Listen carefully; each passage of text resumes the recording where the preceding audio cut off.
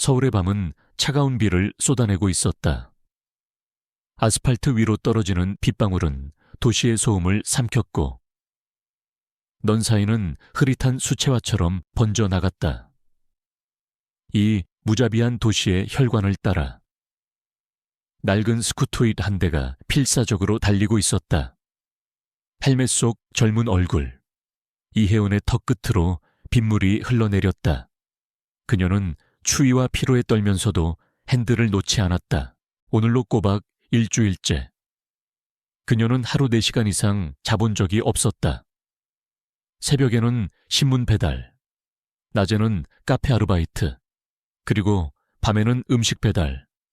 24살의 그녀에게 삶은 끊임없는 노동의 연속이었다. 하지만 혜우는 불평하지 않았다. 병상에 계신 할머니의 약값과 밀린 월세를 생각하면 그녀는 멈출 수 없었다. 스쿠터 엔진의 미세한 진동이 그녀의 유일한 동반자이자 생계수단이었다. 젠장. 이 비는 언제 그치는 거야? 혼잣말을 내뱉으며 그녀는 방수 처리된 스마트폰 거치대를 확인했다. 화면에는 새로운 주문 알림이 떠 있었다. 강남구 제니스타워 펜트하우스. 주문 내역은 최고급 새우시 세트와 스테이크, 그리고 값비싼 와인이었다. 배달비는 평소에 3배에 달했다. 망설임은 짧았다. 이 한 건이면 할머니의 이틀치 약값을 벌 수 있었다.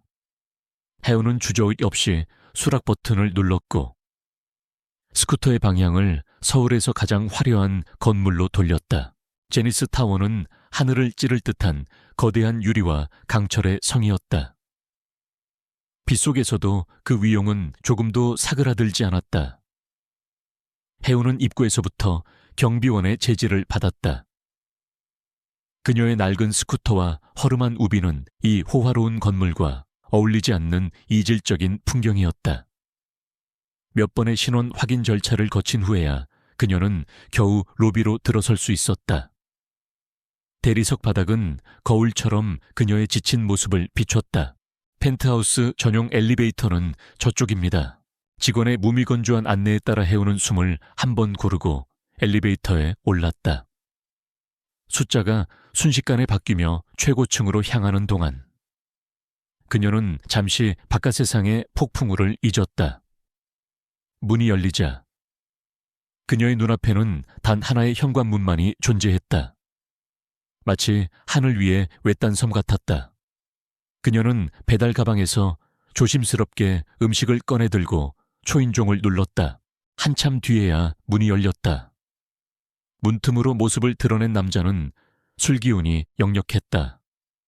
흐트러진 머리칼, 살짝 풀어진 최고급 실크 셔츠에 넥타이, 그리고 세상을 다 잃은 듯 공허하면서도 날카로운 눈빛, 강태민.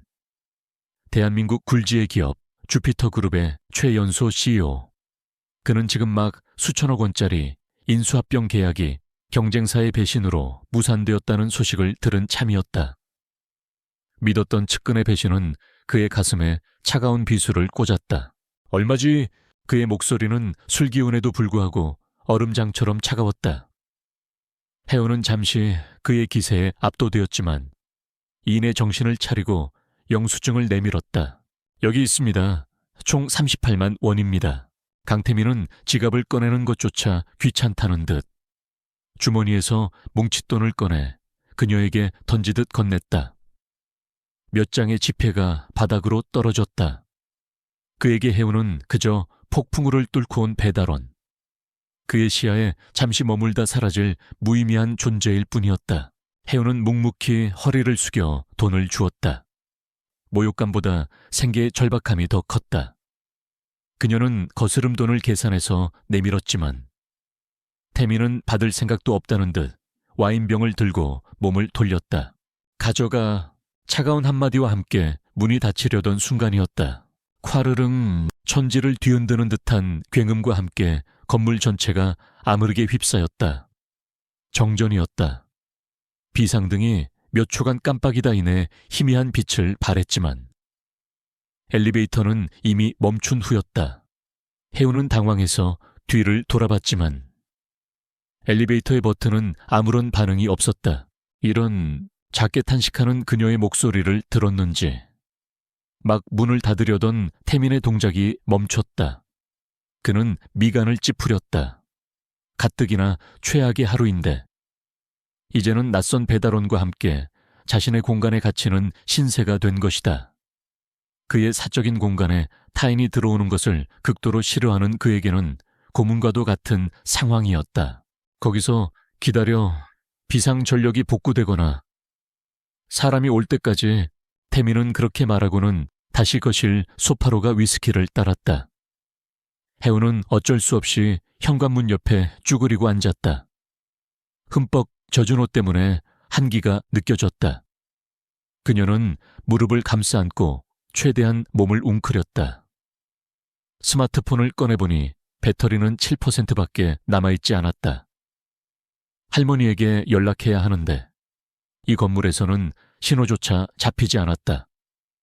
불안감이 엄습했다. 시간이 얼마나 흘렀을까. 밖에서는 여전히 비바람이 몰아치고 거대한 통유리창 너머로 번개가 섬광처럼 터졌다 사라지기를 반복했다. 태민은 말없이 술만 마셨고 해운은 그저 조용히 기다릴 뿐이었다. 두 사람 사이에는 어색하고 무거운 침묵만이 흘렀다. 그 침묵을 깬 것은 태민이었다.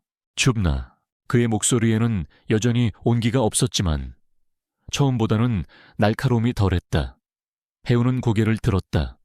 어둠 속에서 그의 윤곽이 희미하게 보였다. 괜찮습니다. 거짓말이었다. 입술이 파랗게 질려가고 있었다. 태민은 잠시 그녀를 바라보다가 자리에서 일어나 자신의 방으로 들어갔다. 잠시 후 그는 두꺼운 담요 하나를 들고 나와 그녀에게 던져주었다. 해운은 놀라서 그를 쳐다봤다. 담요에서는 그의 채취와 비싼 섬유유연제 냄새가 섞여났다. 감사합니다. 그녀는 작은 목소리로 인사하고 담요를 몸에 둘렀다. 따뜻한 온기가 스며들자 긴장이 조금 풀렸다. 다시 침묵이 찾아왔다. 하지만 이전과는 미묘하게 다른 침묵이었다. 태민은 더 이상 술을 마시지 않고 소파에 깊숙이 기댄 채 눈을 감고 있었다. 배신감과 분노로 들끓던 그의 마음이 폭풍우 치는 밤의 고요함 속에서 조금씩 가라앉고 있었다. 그리고 그의 의식 한구석에 현관 옆에 웅크리고 앉아있는 작은 존재가 희미하게 자리 잡기 시작했다. 이름이 뭐지? 태민이 다시 입을 열었다. 질문은 다소 뜬금없었다. 이혜은입니다. 이혜은. 그는 그녀의 이름을 나직이 읊조렸다. 마치 낯선 단어의 의미를 곱씹는 사람처럼. 그는 평생을 이해관계와 계산 속에서 살아왔다. 그의 주변 사람들은 모두 가면을 쓰고 있었고 모든 친절에는 대가가 따랐다. 하지만 지금 그의 공간에 있는 이 여자는 달랐다. 돈을 던져주는 모욕적인 행동에도 묵묵히 자신의 일을 했고 예상치 못한 상황에 갇혔음에도 불평 한마디 없이 조용히 기다리고 있었다. 그녀의 존재는 태민이 만들어온 견고한 세계에 던져진 작은 돌멩이 같았다. 해운은 그의 질문에 의아함을 느꼈지만 굳이 되묻지는 않았다. 그녀는 그저 빨리 이 상황이 끝나고 집으로 돌아가고 싶을 뿐이었다. 할머니가 걱정하실 것이다. 그녀는 무릎 사이에 고개를 묻었다. 피로가 파도처럼 몰려왔다. 태민은 눈을 감은 차에 생각에 잠겼다. 오늘 그를 배신한 사람은 10년을 함께한 오른팔이었다. 그는 모든 것을 걸고 그를 신뢰했다. 하지만 결과는 처참했다. 신뢰라는 감정 자체가 사치라고 어리석은 자들의 자기기만이라고 생각했다. 세상은 결국 빼앗거나 빼앗기는 전쟁터일 뿐이다. 그런데 왜일까? 저 여자, 이혜운이라는 이름의 저 여자의 조용한 존재감이 그의 가시 돋친 마음을 아주 미세하게 흔들고 있었다. 왜 그렇게까지 일하는 거지, 배달일. 위험하지 않나? 특히 이런 날씨에는 알코올 때문인지 아니면 어둠이 주는 익명성 때문인지 태미는 평소에 그라면 절대 하지 않았을 질문을 던졌다. 그것은 타인에 대한 순수한 호기심이었다. 해우는 고개를 들었다. 그의 목소리는 여전히 차가웠지만 그 안에는 아주 희미한 무언가가 담겨 있었다. 그녀는 잠시 망설이다 입을 열었다. 살아야 하니까요. 짧고 단순한 대답. 하지만 그 안에는 그녀가 짊어진 삶의 무게가 고스란히 담겨 있었다. 그녀는 자신의 고된 삶에 대해 구구절절 설명하지 않았다. 그저 살아남기 위해 발버둥 치고 있다는 사실을 담담하게 전할 뿐이었다. 그 대답에 태미는 할 말을 잃었다. 그에게 사는 것은 당연한 전제였다. 어떻게 더 높은 곳으로 올라갈 것인가? 어떻게 더 많은 것을 가질 것인가가 그의 삶의 화두였다. 하지만 그녀에게 삶은 생존 그 자체였다. 두 사람 사이의 거리는 제니스 타워의 높이보다 더 아득하게 느껴졌다. 시간은 자정을 향해 흐르고 있었다. 빗소리가 조금씩 잦아들기 시작했다. 해우는 밀려오는 졸음을 이기지 못하고 꾸벅꾸벅 졸기 시작했다. 그녀의 머리가 힘없이 벽에 기댔다. 그 모습을 어둠 속에서 지켜보던 태미는 자신도 모르게 자리에서 일어났다. 그는 천천히 그녀에게 다가갔다. 술기운과 극심한 스트레스, 그리고 정체 모를 감정이 뒤섞여 그의 이성을 마비시키고 있었다. 그는 그녀 앞에 멈춰 서서 잠든 그녀의 얼굴을 내려다보았다. 빗물에 젖은 머리카락, 피곤에 지친 앳된 얼굴, 거친 세상 속에서 어떻게든 살아남으려 애쓰는 작은 생명체. 그 순간 태미는 강한 충동에 휩싸였다. 이 차갑고 텅 빈 공간에 존재하는 유일한 온기를 확인하고 싶다는 충동, 배신으로 얼어붙은 자신의 심장을 녹여줄 무언가가 필요하다는 갈망. 그는 천천히 손을 뻗어 그녀의 뺨에 흐트러진 머리카락을 쓸어 넘겼다. 그의 손길에 해운이 움찔하며 잠에서 깨어났다. 그녀는 눈앞의 남자를 보고 놀라 몸을 뒤로 물리려 했다. 하지만 태미는 그녀의 팔을 붙잡았다. 가만히 있어. 그의 목소리는 낮고 위험하게 잠겨 있었다. 해운은 그의 눈빛에서 이전과는 다른 무언가를 읽었다. 그것은 외로움이었고, 절망이었고, 그리고 통제되지 않는 욕망이었다. 그녀는 두려움을 느꼈지만 이상하게도 소리를 지르거나 강하게 저항할 수가 없었다. 그의 눈동자 속에 비친 깊은 상처가 그녀의 발을 묶었다. 태미는 그대로 몸을 숙였다. 그의 얼굴이 가까워지자 진한 위스키 향과 그의 채취가 해운의 호흡을 파고들었다. 그는 마치 부서지기 쉬운 것을 다루듯 조심스럽게 그녀에게 입을 맞췄다. 그것은 열정적이라기보다는 서툴고 절박한 입맞춤이었다. 해운의 머릿속이 하얗게 비었다. 피로와 추위, 그리고 갑작스러운 상황에 대한 혼란스러움. 그녀는 어떻게 반응해야 할지 몰랐다. 그저 폭풍우가 몰아치는 고립된 섬에서 거대한 파도에 휩쓸리는 조각배가 된 기분이었다. 그날 밤 서울의 가장 높은 곳에서는 세상의 모든 소음이 차단된 채 두 개의 외로운 영혼이 서로에게 위안을 구하듯 위태롭게 뒤섞였다. 그것은 사랑이 아니었다. 어쩌면 실수였고 하룻밤의 일탈이었을지도 모른다. 하지만 그 누구도 알지 못했다. 이 하룻밤의 실수가 두 사람의 운명을 송두리째 바꿔놓을 거대한 폭풍의 시작이 될 것이라는 것을. 밖에서는 밤새 내리던 비가 서서히 그치고 도시의 동쪽 하늘부터 희미한 여명이 밝아오고 있었다. 물론입니다. 약속한 대로. 이혜운과 강태민의 운명이 새로운 국면으로 접어드는 제2장을 시작하겠습니다.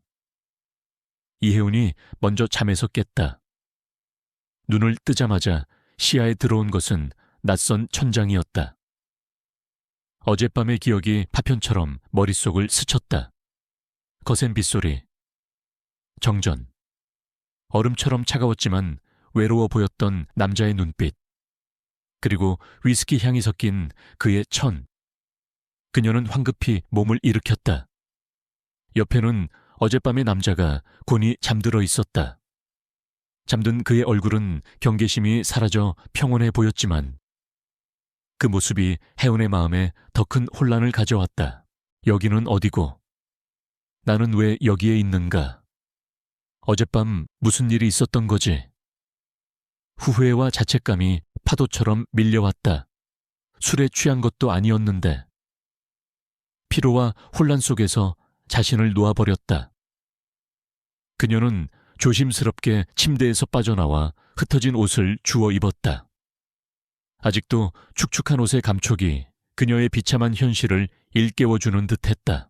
그녀가 막 현관문을 향해 움직이려 할 때 남자가 잠에서 깼다. 강태민은 지끈거리는 머리를 붙잡고 일어났다. 그의 시선이 혜운과 마주쳤다. 어젯밤의 희미한 취기와 감성은 온데간데 없었다. 그의 눈빛은 다시 원래의 냉정하고 날카로운 상태로 돌아와 있었다. 그는 상황을 파악하려는 듯 잠시 미간을 찌푸렸고 이내 모든 것을 기억해냈다. 그의 얼굴에 스친 것은 당혹감이 아닌 통제불능의 상황을 겪은 것에 대한 짜증과 후회였다. 숨막히는 침묵이 흘렀다.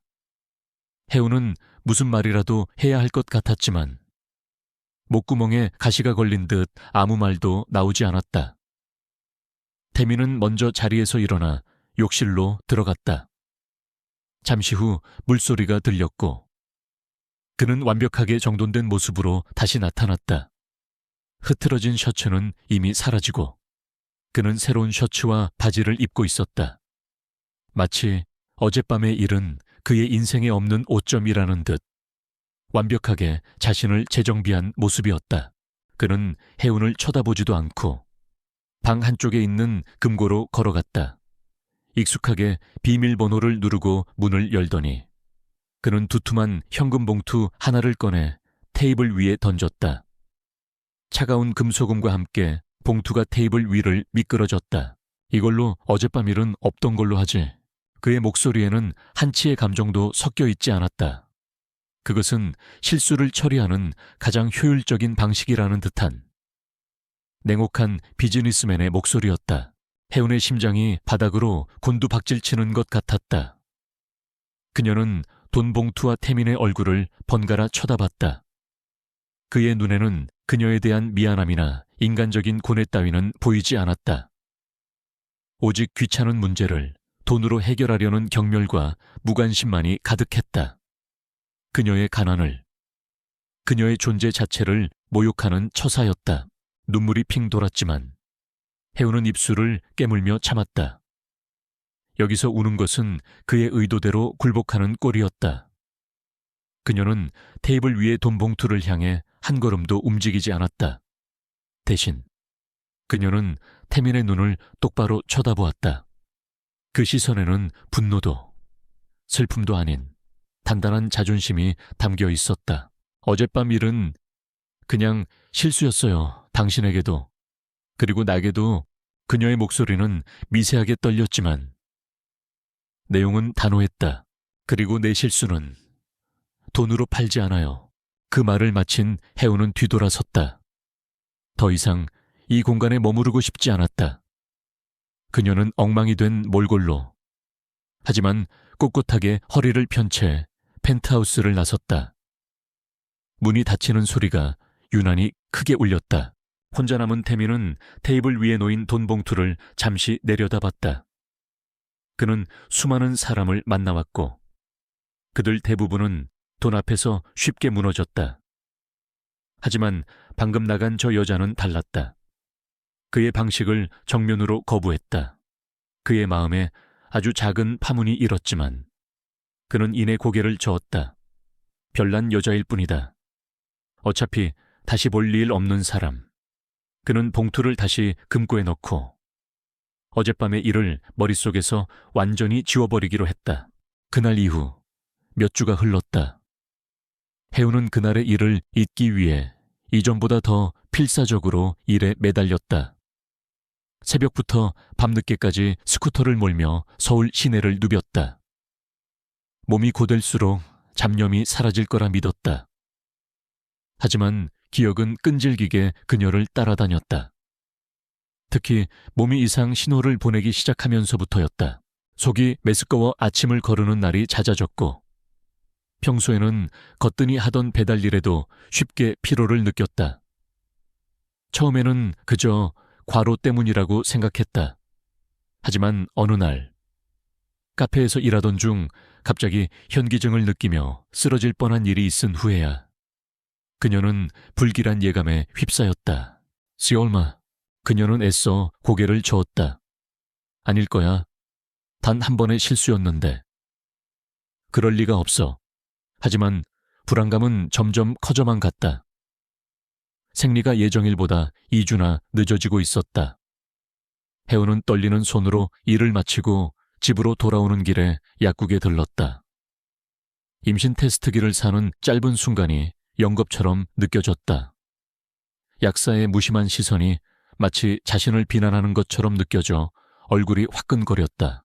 집에 돌아와 낡고 비좁은 화장실 문을 잠갔다.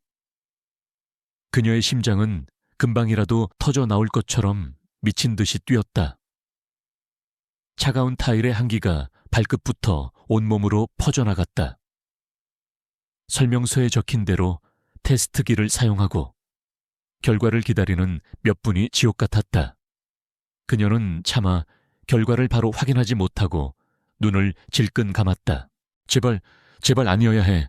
간절한 기도가 끝나고 그녀는 천천히 눈을 떴다. 그리고 테스트기 위에 나타난 선명한 두 줄을 확인했다. 뉴줄. 순간 세상이 무너지는 듯한 충격의 해우는 휘청거렸다. 그녀는 병이를 붙잡고 주저앉았다. 머릿속이 하얘지면서 아무런 생각도 할 수 없었다. 어떻게, 왜, 이제 겨우 24.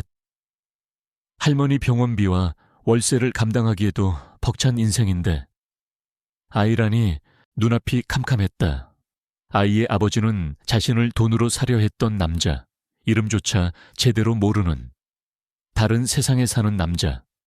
그에게 이 사실을 알린다면 어떤 반응을 보일까? 아마 어젯밤처럼 돈봉투를 내밀며 지우라고 말할 것이다. 상상만으로도 끔찍했다. 며칠 밤낮을 고뇌 속에서 보냈다. 잠을 이루지 못했고 음식도 제대로 넘기지 못했다. 그녀의 머릿속에서는 수만 가지 생각이 충돌했다. 아이를 지워야 할까? 하지만 어떻게 자신의 뱃속에서 자라고 있는 생명을 어떻게 내 손으로 없앨 수 있단 말인가? 고아로 태어나 할머니 손에 자란 그녀에게 가족이라는 단어는 무엇보다 소중했다. 이 아이는 세상에 태어나면 자신과 할머니의 유일한 피부티가 될 터였다. 반대로 아이를 낳는다면 막막했다. 미혼모에 대한 사회의 차가운 시선, 경제적인 어려움, 아이에게 상처만 주는 건 아닐까. 자신처럼 힘든 삶을 살게 하고 싶지는 않았다. 고민이 깊어지던 어느 날, 혜우는 병원에 입원해 계신 할머니를 찾아갔다. 잠들어 있는 할머니의 깡마르고 주름진 손을 잡았다. 평생을 자신을 위해 희생해 온 할머니였다. 할머니는 혜운이 세상에 태어난 것이 당신 인생의 가장 큰 축복이라고 항상 말씀하셨다. 할머니, 나 어떻게 해야 해? 잠든 할머니 곁에서 그녀는 소리 없이 눈물을 흘렸다. 그때였다. 뱃속에서 아주 미세한, 하지만 분명한 움직임 같은 것이 느껴졌다. 착각일지도 몰랐다. 하지만 그 순간 혜우는 깨달았다. 이 아이는 단순한 실수가 아니라 이미 자신의 일부가 되어버린 소중한 생명이라는 것을. 그녀는 조용히 눈물을 닦고 자리에서 일어났다. 병원 복도를 걸어 나오며 그녀의 마음속에서는 어지러운 생각들이 서서히 가라앉고 하나의 결심이 굳어지고 있었다. 그래, 나차, 이 아이는 내 아이다. 내가 책임져야 한다. 힘들고 어려울 것이다. 하지만 어떻게든 해낼 것이다. 내가 그랬던 것처럼 이 아이도 강하게 키울 것이다. 결심을 굳힌 혜은의 눈빛은 이전보다 훨씬 단단하고 깊어졌다. 그녀는 더 이상 두려워하지 않기로 했다. 하지만 한 가지, 해결해야 할 문제가 남아 있었다. 바로 아이의 아버지, 강태민이었다. 혜은은 그에게 돈을 바라지 않았다. 그의 인생에 끼어들 생각도 없었다. 하지만 그녀는 아이에게 아버지가 누구인지 알려줄 의무가 있었고, 그 남자 역시 자신의 아이가 세상에 존재한다는 사실을 알 권리가 있다고 생각했다. 그것이 아이를 위한 최소한의 도리이자 그와의 일을 매듭짓는 방식이었다. 그녀는 스마트폰을 켜고 인터넷 검색창에 희미하게 기억나는 그의 이름을 쳤다. 강태민. 그리고 곧바로 화면을 가득 채운 그의 사진과 기사들을 보고 숨을 멈췄다. 주피터그룹 최연소 CEO. 대한민국 경제를 이끄는 젊은 리더. 그녀가 하룻밤을 보낸 남자는 상상 이상으로 대단한 사람이었다. 그와 그녀 사이의 아득한 거리가 다시 한번 현실로 다가왔다. 이런 사람을 다시 찾아가 아이에 대해 이야기하는 것이 과연 옳은 일일까? 그는 자신을 꽃뱀으로 오해하고 경멸할 것이 뻔했다. 그럼에도 불구하고 혜은은 결심을 굽히지 않았다. 이것은 돈이나 관계를 위한 것이 아니었다. 태어날 아이의 뿌리를 위한, 그리고 한 생명에 대한 책임을 묻기 위한 것이었다. 그녀는 굳게 마음을 먹고 주피터그룹 본사 주소를 검색했다. 거대한 빌딩의 사진을 보며 혜은은 조용히 다짐했다. 도망치지 않겠어. 가서 사실대로 말하는 거야. 그것은 그녀의 인생을 건 가장 크고 위험한 결정이었다. 물론입니다. 이혜은의 용기 있는 발걸음이 강태민의 견고한 세계를 어떻게 흔들기 시작하는지. 제3장을 시작하겠습니다. 주피터그룹의 본사 건물은 강남의 중심부에서 위용을 과시하는 거대한 유리 성체였다.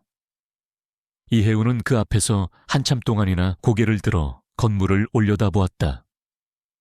수많은 사람들이 바쁘게 오가는 모습을 보며 그녀는 자신이 이곳에 얼마나 어울리지 않는 존재인지를 실감했다. 그녀는 낡은 스쿠터 대신 버스를 타고 왔고 가진 옷 중에 가장 단정한 옷을 입고 있었다. 그럼에도 불구하고 그녀의 모습은 화려한 도시의 풍경 속에서 금방이라도 지워질 듯한 희미한 점에 불과했다. 큰 숨을 한번 들이쉰 혜은은 회전문을 통과해 로비로 들어섰다. 높은 천장과 반짝이는 대리석 바닥, 그리고 완벽하게 차려입은 직원들의 모습에 위압감을 느꼈다. 그녀는 망설이다가 안내 데스크로 다가갔다. 저 강태민 대표님을 좀 뵈러 왔는데요. 안내 직원은 상냥한 미소를 지으며 그녀를 위아래로 훑어보았다. 그 미소 속에는 감출 수 없는 경계심과 의구심이 서려 있었다. 약속은 하셨습니까? 아니요. 그건 아닌데 아주 중요한 일이라서요. 죄송하지만 대표님은 사전 약속 없이는 뵈실 수 없습니다. 용건을 말씀해 주시면 비서실에 전달해 드리겠습니다. 직원의 대답은 정중했지만 거절의 의사는 단호했다. 혜은은 더 이상 말을 잇지 못했다. 무슨 용건이라고 말할 것인가? 당신 아이를 임신했다고. 이 사람들 앞에서 소리칠 수는 없는 노릇이었다. 그녀는 결국 알겠습니다라는 힘없는 대답과 함께 발길을 돌릴 수밖에 없었다. 하지만 그녀는 포기하지 않았다. 다음 날도, 그리고 그 다음 날도 그녀는 주피터 그룹 본사 앞을 찾아왔다. 무작정 로비에서 기다리기도 하고 건너편 카페에 앉아 그의 차가 드나드는 것을 지켜보기도 했다. 속이 울렁거리는 입덧 증세가 점점 심해졌지만 그녀는 꿋꿋이 버텼다. 이것은 태어날 아이를 위해 자신이 해야만 하는 일이었다. 그녀의 이런 모습은 곧 다른 사람들의 눈에 띄기 시작했다. 특히 매일 강태민을 수행하는 김 비서의 눈에 그녀는 이상한 존재였다. 처음에는 대표님에게 원한을 품은 시위자이거나 극성 스토커일 것이라고 생각했다. 하지만 며칠 동안 조용히 기다리기만 하는 그녀의 모습에서 그는 위협적인 기색보다는 절박함을 읽었다. 나흘째 되던 날 저녁이었다. 그날도 해우는 어김없이 건물 앞에서 서성이고 있었다. 그때 익숙한 검은색 세단이 지하 주차장에서 빠져나왔다. 강태민의 차였다. 해우는 이번이 마지막 기회일지도 모른다는 생각에 자신도 모르게 차도를 향해 달려들었다. 끼익! 날카로운 마찰음과 함께 차가 급정거했다. 놀란 경호원들이 순식간에 차에서 내려 그녀를 제지했다. 무슨 짓입니까? 잠깐만요. 잠깐만이라도. 강태민 대표님, 해우는 경호원들의 팔에 붙들린 채 필사적으로 소리쳤다. 차 뒷좌석의 창문이 천천히 내려갔고 그 안에는 싸늘하게 굳은 표정의 강태민이 앉아 있었다. 그는 그녀를 바로 알아보았다. 그날 밤의 여자, 돈 봉투를 거절하고 사라졌던 여자. 그의 얼굴에 노골적인 불쾌감이 스쳐 지나갔다. 결국 돈 때문에 다시 찾아온 것인가? 저 여자가 왜 여기에 있는 거지? 당장 끌어내. 태민의 차가운 명령에 경호원들이 그녀를 거칠게 끌어내려 했다. 그 순간 해우는 마지막 힘을 다해 외쳤다. 할 말이 있어요. 당신 아이에 관한 일이에요.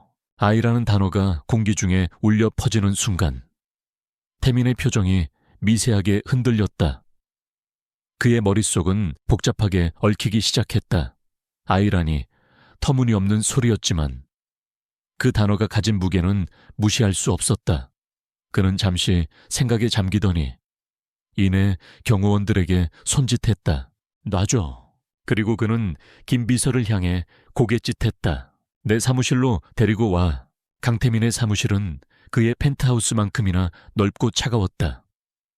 한쪽 벽면 전체가 통유리로 되어 있어 서울의 야경이 한눈에 들어왔다. 그 화려한 풍경이 오히려 비현실적으로 느껴져 해운의 마음을 더욱 무겁게 짓눌렀다. 그녀는 거대한 가죽 소파 끝에 위태롭게 걸터 앉았다. 태민은 그녀의 맞은편 의자에 앉아 마치 취조하는 형사처럼 그녀를 쏘아보았다. 그는 물 한 잔 권하는 예의도 보이지 않았다. 원하는 게 뭐지? 그가 먼저 침묵을 깼다. 그의 목소리는 의심과 경멸로 가득 차 있었다. 돈 얼마면 되겠어? 입 다물고 사라지는 대가로 얼마를 원하냐는 말이야. 그는 해운이 당연히 돈을 요구할 것이라 확신하고 있었다. 이런 종류의 협박 꽃뱀짓은 그에게 드문 일이 아니었다. 다만 이번 상대는 조금 더 영악하게 아이라는 카드를 들고 나왔을 뿐이라고 생각했다. 하지만 해운의 반응은 그의 예상을 완전히 빗나갔다. 그녀는 두려움에 떨거나 돈을 요구하며 비굴하게 굴지 않았다. 대신 그녀는 자리에서 일어나 그에게 다가갔다.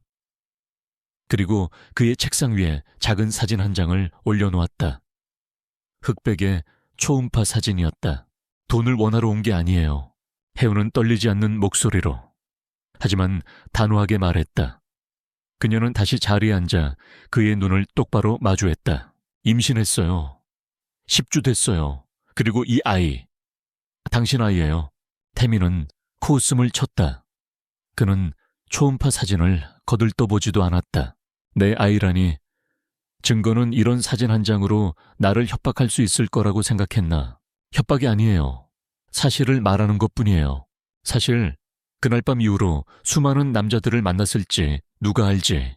그의 말은 비수처럼 날아와 해운의 가슴에 박혔다. 모욕감에 얼굴이 창백해졌지만 그녀는 감정을 드러내지 않으려 애썼다. 지금은 감정에 휘둘릴 때가 아니었다. 아무것도 원하지 않아요. 재산 같은 건 더더욱 관심 없어요. 그냥 아이가 태어나면 아버지가 누구인지는 알아야 한다고 생각했어요. 당신도 당신 아이가 세상에 존재한다는 건 알아야 할 권리가 있고요. 그게 다예요. 제 할 말은 끝났으니 이만 가보겠습니다. 그녀는 자리에서 일어났다. 그녀의 태도는 너무나도 떳떳하고 담담해서 오히려 태민을 당황하게 만들었다. 그는 항상 모든 것의 이면에는 거래와 욕망이 숨어 있다고 믿어왔다. 하지만 그녀의 눈에는 그런 것이 보이지 않았다. 잠깐 태민이 그녀를 불러 세웠다. 그의 머릿속에서 빠르고 냉정한 계산이 이루어지고 있었다. 만약 그녀의 말이 사실이라면 자신의 핏줄이 어딘가에서 멋대로 자라게 둘 수는 없었다. 그것은 그의 완벽한 통제에 대한 모독이었다. 만약 거짓이라면 그렇다면 이 여자를 그냥 보내서는 안 되었다. 본보기로 철저하게 짓밟아 다시는 누구도 감히 자신을 상대로 이런 장난을 치지 못하게 만들어야 했다. 좋아, 그 말이 사실인지 아닌지 확인부터 하지. 그는 인터폰을 눌러 김 비서를 호출했다. 김 비서, 당장 국내 최고의 유전자 검사 기관을 알아봐. 저 여자와 내 유전자를 검사해서 가장 빠른 시일 내에 결과를 가져오도록 해. 그것은 명령이었다. 해운은 잠시 놀랐지만 이내 고개를 끄덕였다. 어차피 예상했던 일이었다. 그녀는 그의 제안을 받아들였다. 진실은 결국 밝혀질 테니까 검사 결과가 나올 때까지 내 눈앞에 나타나지 마. 경거망동하지도 말고 내 인내심을 시험하지 않는 게 좋을 거야. 태민의 마지막 경고를 뒤로하고 해운은 그의 사무실을 나왔다. 거대한 건물을 빠져나오자 차가운 밤 공기가 그녀의 뺨을 스쳤다. 다리가 후들거렸지만 마음 한구석은 오히려 후련했다. 가장 어려운 첫 발을 내디뎠다. 그 후 며칠 동안 태민은 초조하게 검사 결과를 기다렸다. 동시에 그는 김 비서에게 이혜운이라는 여자의 모든 것을 조사하라고 지시했다. 그녀의 과거, 가족관계, 재정상태, 주변 인물들까지 그는 그녀의 약점을 찾아내려 했다. 숨겨진 남자관계나 빚 혹은 사기전과 같은 것들, 그녀가 순수한 얼굴 뒤에 탐욕을 숨긴 사기꾼이라는 증거를 찾고 싶었다. 하지만 며칠 뒤 김 비서가 가져온 조사보고서는 태민의 예상을 완전히 뒤엎었다. 대표님, 이혜운 씨에 대한 조사 결과입니다. 태민은 서류를 받아들고 빠르게 훑어 내려갔다. 보고서의 내용은 충격적일 정도로 깨끗했다. 어린 시절 부모님을 잃고 할머니 손에 자람, 고등학교 졸업 후 등록금이 없어 대학 진학 포기, 이후 각종 아르바이트를 섭렵하며 할머니의 병원비와 생계를 책임짐. 주변인들의 평판은 한결같이 성실하고 착한 사람, 특별한 채무관계도, 복잡한 이성관계도 없었다. 그녀의 삶은 가난하고 고단했지만 한 점의 오점도 없이 투명했다. 태민은 서류를 쥔 채 한동안 말이 없었다. 그가 기대했던 것은 그녀의 추악한 이면이었다. 그래야만 이 모든 상황이 그의 통제와 이해 범위 안으로 들어올 수 있었다.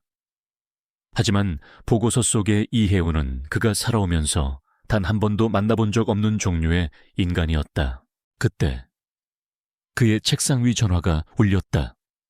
유전자 검사 기관이었다. 태민은 마른 침을 삼키며 수화기를 들었다. 결과 나왔습니다. 부계 확률 99.9999%입니다. 수화기 너머의 목소리가 그의 귓게 선명하게 박혔다. 태민은 천천히 수화기를 내려놓았다. 그는 창가로 다가가 서울의 야경을 내려다보았다. 수만 개의 불빛이 그의 발 아래에서 반짝이고 있었다. 그는 이 도시의 정점에 서 있었지만 지금 이 순간 그는 자신이 쌓아 올린 모든 것이 아주 작은 변수 하나에 의해 흔들리고 있음을 느꼈다. 이혜운, 그리고 그녀의 뱃속에 있는 자신의 아이. 이것은 더 이상 돈으로 처리할 수 있는 문제가 아니었다. 그의 인생에 거대한, 그리고 예측 불가능한 변수가 나타난 것이다. 그의 냉정한 얼굴 위로 복잡한 감정이 스쳐 지나갔다. 물론입니다. 유전자 검사 결과 이후 두 사람의 관계와 운명을 결정짓는 거대한 폭풍이 시작됩니다. 제4장을 시작하겠습니다. 친자 확률 99.9999%. 전화기 너머로 들려온 목소리는 강태민의 머릿속에 박힌 쐐기와 같았다. 그는 수화기를 내려놓고 한동안 움직이지 않았다. 그의 냉정한 이성은 이 새로운 변수를 어떻게 처리해야 할지 쉴 새 없이 계산하고 있었다. 아이, 그의 유일한 핏줄, 후계자. 그것은 이제 부인할 수 없는 사실이 되었다. 그에게 감상에 젖을 시간은 없었다. 문제는 생각보다 빠르게 움직이고 있었다. 그가 결과를 통보받은 바로 다음 날, 주피터 그룹 내부에서 미묘한 소문이 돌기 시작했다. 강태민 대표에게 숨겨둔 아이가 있다더라. 소문은 익명의 이메일과 사내 메신저를 통해 바이러스처럼 퍼져나갔다. 이사회 임원들의 귀에 들어가는 것은 시간 문제였다. 태민은 이 소문의 배후를 짐작하고 있었다. 강지훈, 그의 사촌이자 호시탐탐 그의 자리를 노리는 야심가. 지훈은 언제나 온화한 미소를 띠고 있었지만 그 뒤에는 독사의 이빨을 숨기고 있었다. 태민의 완벽한 이미지에 흠집을 낼 기회를 잡은 그는 절대 놓치지 않을 터였다. 예상대로 긴급 이사회가 소집되었다. 보수적인 원로 이사들은 불미스러운 루머에 대해 해명을 요구하며 그를 압박했다. 강 대표, 회사 이미지가 얼마나 중요한지 잘 알지 않소. 이런 사적인 문제로 그룹 전체가 흔들려서는 안 됩니다. 강지훈은 옆에서 걱정스러운 표정을 지으며 거들었다. 형님, 소문이 사실이 아니라고 믿습니다. 하지만 주주들의 동요를 막기 위해서라도 확실한 입장 표명이 필요할 것 같습니다. 그의 위선적인 모습에 태민은 속으로 비웃었다.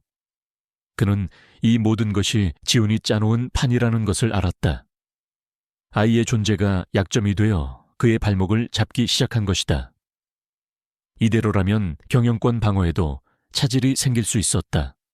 그는 가장 빠르고 확실한 방법으로 이 상황을 통제해야만 했다. 그리고 그에게는 단 하나의 해결책만이 존재했다.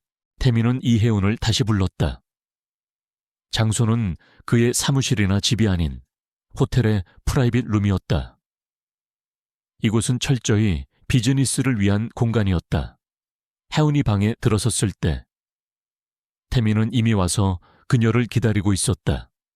그의 앞에는 두꺼운 서류 봉투가 놓여 있었다. 앉아. 그의 목소리는 이전보다 더욱 차갑고 건조했다. 혜운은 긴장된 마음으로 그의 맞은편에 앉았다. 태민은 서론 없이 바로 본론으로 들어갔다. 유전자 검사 결과 내 아이가 맞더군. 그의 말투에는 아버지로서의 기쁨이나 책임감 같은 감정은 전혀 담겨 있지 않았다. 마치 재고 목록을 확인하는 듯한 사무적인 어투였다. 그리고 그 사실이 벌써 외부로 새어나가기 시작했어. 내 위치를 흔들려는 자들에게는 아주 좋은 먹잇감이 됐지. 그는 서류 봉투를 그녀 앞으로 밀었다. 결혼합시다. 이혜운 씨. 혜운은 자신의 귀를 의심했다. 결혼이라니. 너무나도 비현실적인 단어에 그녀는 아무 대답도 할 수 없었다. 이해하기 쉽게 설명해 주지. 내 아이는 사생아가 될 수 없어. 주피터 그룹의 후계자는 완벽한 가정 안에서 태어나야 하니까. 당신과 내가 법적인 부부가 되면 아이는 정식 후계자로서의 명분을 얻게 되고 나를 둘러싼 모든 루머는 잠재울 수 있겠지. 이것이 현 상황에서 가장 완벽한 해결책이야. 그는 서류를 가리켰다. 이건 계약서요. 당신과 나의 결혼에 관한 모든 조건이 명시되어 있지. 혜운은 떨리는 손으로 서류를 펼쳐보았다. 그 안에는 빼곡하게 적힌 조항들이 그녀의 숨을 막히게 했다. 이혜운은 강태민의 법적 아내로서 아이가 성년이 될 때까지 그 의무를 다한다. 결혼 생활 동안 이혜운은 주피터 그룹의 안주인에 걸맞은 품위를 유지해야 하며 모든 사생활은 강태민 측의 통제를 받는다. 강태민은 이혜운에게 매달 충분한 생활비를 지급하며 그녀의 할머니 병원비를 전액 지원한다. 이혜운은 강태민의 개인 자산 및 주피터 그룹의 경영권에 일절 관여할 수 없으며 상속권을 주장할 수 없다. 계약 기간 종료 후 두 사람은 합의 이혼한다. 이혜우는 막대한 위자료를 받지만 아이의 양육권은 강태민에게 귀속된다. 마지막 조항을 읽는 순간 혜우는 참을 수 없는 분노를 느꼈다. 아이를 낳아주면 돈을 받고 떠나라는 말과 다름없었다. 이것은 결혼이 아니라 아이를 얻기 위한 거래였다. 싫어요. 혜우는 단호하게 서류를 밀어냈다. 이런 말도 안 되는 계약은 할 수 없어요. 태민은 그녀의 거절이 의외라는 듯 미간을 찌푸렸다. 가난한 그녀가 이 엄청난 제안을 거절할 리 없다고 생각했다. 싫다고 지금 당신 처지에 그런 말이 나온다는 게 놀랍군. 내가 제공하는 부와 안정, 그 모든 걸 걷어차겠다는 건가? 나는 내 아이를 팔지 않아요. 돈 때문에 아이의 양육권을 포기하라고요. 차라리 혼자 키우겠어요. 당신 도움 없이도 내 아이는 내가 책임질 수 있어요. 혜우는 자리에서 벌떡 일어났다. 더 이상 그와 마주하고 싶지 않았다. 그녀의 단호한 태도에 태민의 얼굴이 차갑게 굳었다. 그는 자신의 제안을 거절한 사람을 본 적이 없었다. 세상이 당신 생각만큼 만만할 것 같나? 당신 혼자의 힘으로 내 아이를 지킬 수 있을 거라고 착각하지 마. 당신과 내 아이를 노리는 건 비단 나뿐만이 아닐 테니. 의미심장한 그의 경고를 뒤로하고 혜우는 방을 뛰쳐나왔다. 그녀는 다시는 그를 만나지 않으리라 다짐했다. 하지만 태민의 경고는 소름 끼치도록 정확하게 현실이 되었다. 강지훈은 태민이 결혼으로 상황을 수습하려 한다는 사실을 알고 더욱 초조해졌다. 이혜은이라는 여자가 정식으로 안주인 자리에 앉고 아이를 낳으면 자신의 계획은 모두 수포로 돌아갈 터였다. 그는 그녀가 아이를 낳기 전에 문제를 해결하기로 마음먹었다.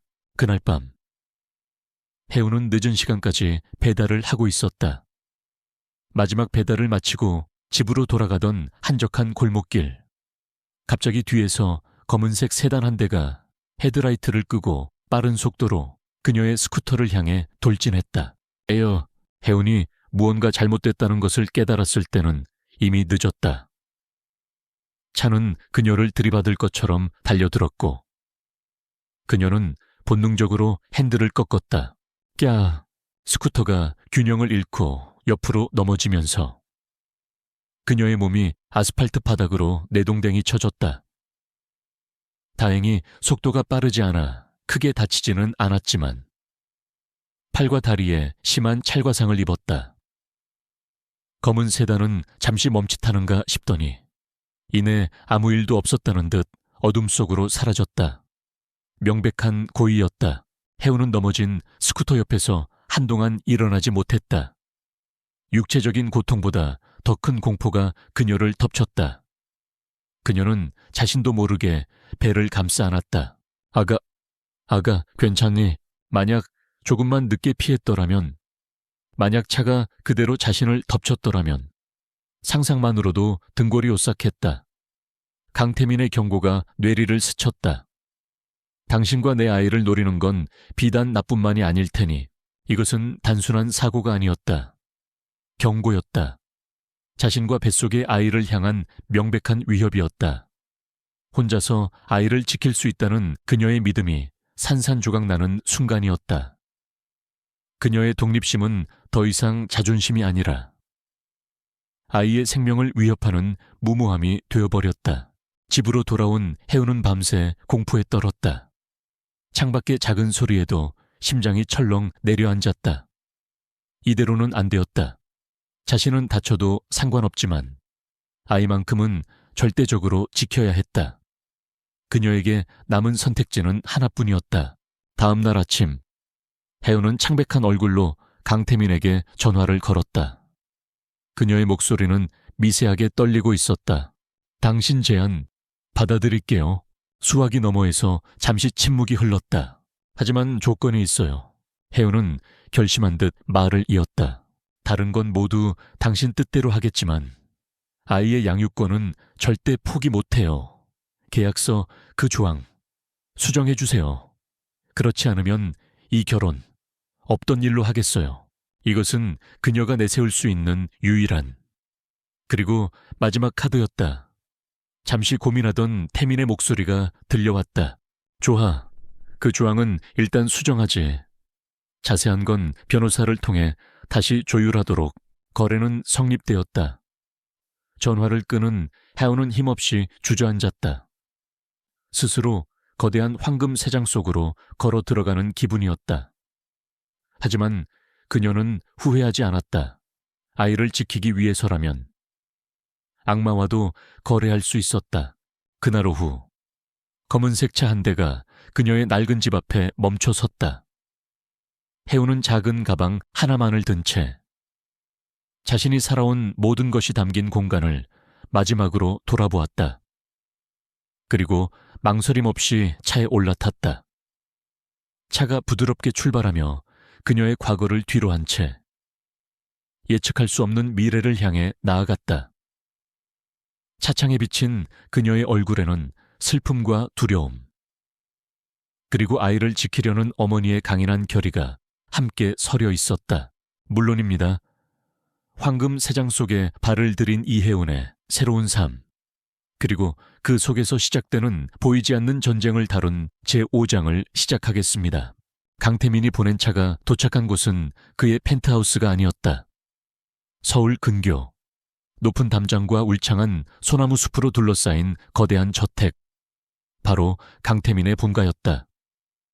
전통적인 한옥의 미와 현대적인 건축 양식이 결합된 이 저택은 아름다웠지만 외부 세계와 완벽하게 차단된 견고한 요새처럼 느껴졌다. 해우는 이곳이 앞으로 자신이 살아가야 할 황금 새장임을 직감했다. 차가 멈추자 중년의 집사 한 명이 나와 정중하게 문을 열었다. 저택의 현관에는 강태민이 미리 와서 그녀를 기다리고 있었다. 그의 표정은 여전히 무감정했다. 오 집사, 이쪽은 이혜운 씨다. 오늘부터 이 집에서 지내게 될 거야. 자신을 아내가 아닌 이혜운 씨라고 소개하는 그의 말에서 두 사람의 관계가 명확하게 드러났다. 오 집사라고 불린 중년의 여성은 깊이를 알 수 없는 눈으로 혜운을 잠시 훑어보았다.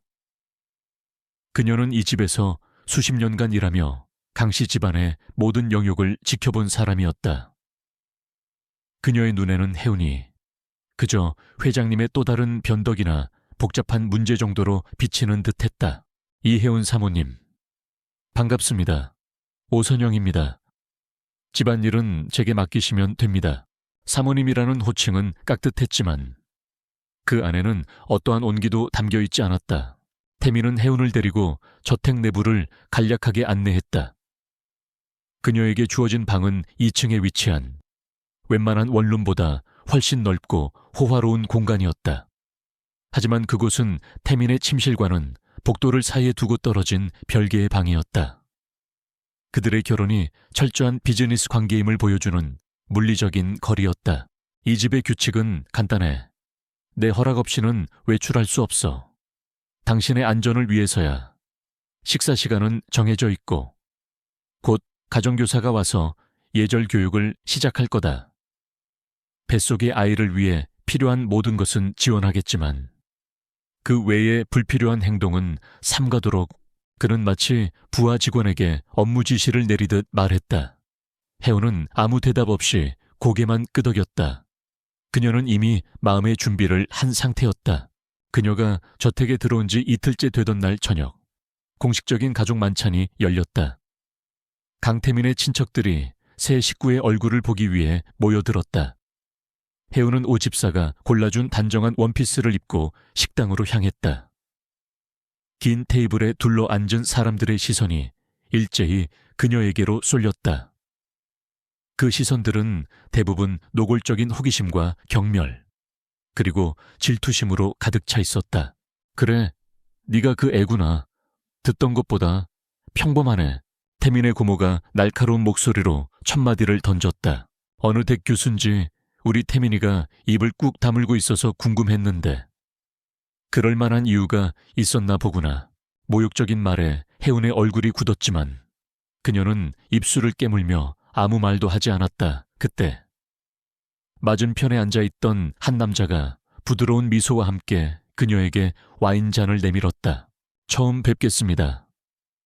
형수님, 강지훈이라고 합니다. 우리 형님이 워낙 무뚝뚝해서 대신 제가 환영 인사드립니다. 앞으로 잘 부탁드립니다. 강지훈, 태민의 사촌이자 혜은에게 사고를 위장한 위협을 가했던 남자. 혜은은 본능적으로 온몸에 소름이 돋는 것을 느꼈다. 그의 미소는 너무나도 완벽해서 오히려 위선적으로 보였다. 그의 눈빛 깊은 곳에는 차가운 칼날 같은 것이 숨겨져 있었다. 네, 안녕하세요. 혜은은 겨우 목소리를 내어 대답했다. 식사가 진행되는 동안 친척들의 보이지 않는 공격은 계속되었다. 그녀의 옷차림, 말투, 식사 예절 하나하나가 그들의 평가 대상이 되었다.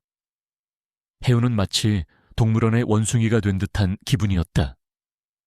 강태민은 옆에서 묵묵히 식사만 할 뿐 그녀를 위해 나서주지 않았다. 다만 고모의 비아냥이 도를 넘어서자 그가 낮은 목소리로 한마디 했을 뿐이었다.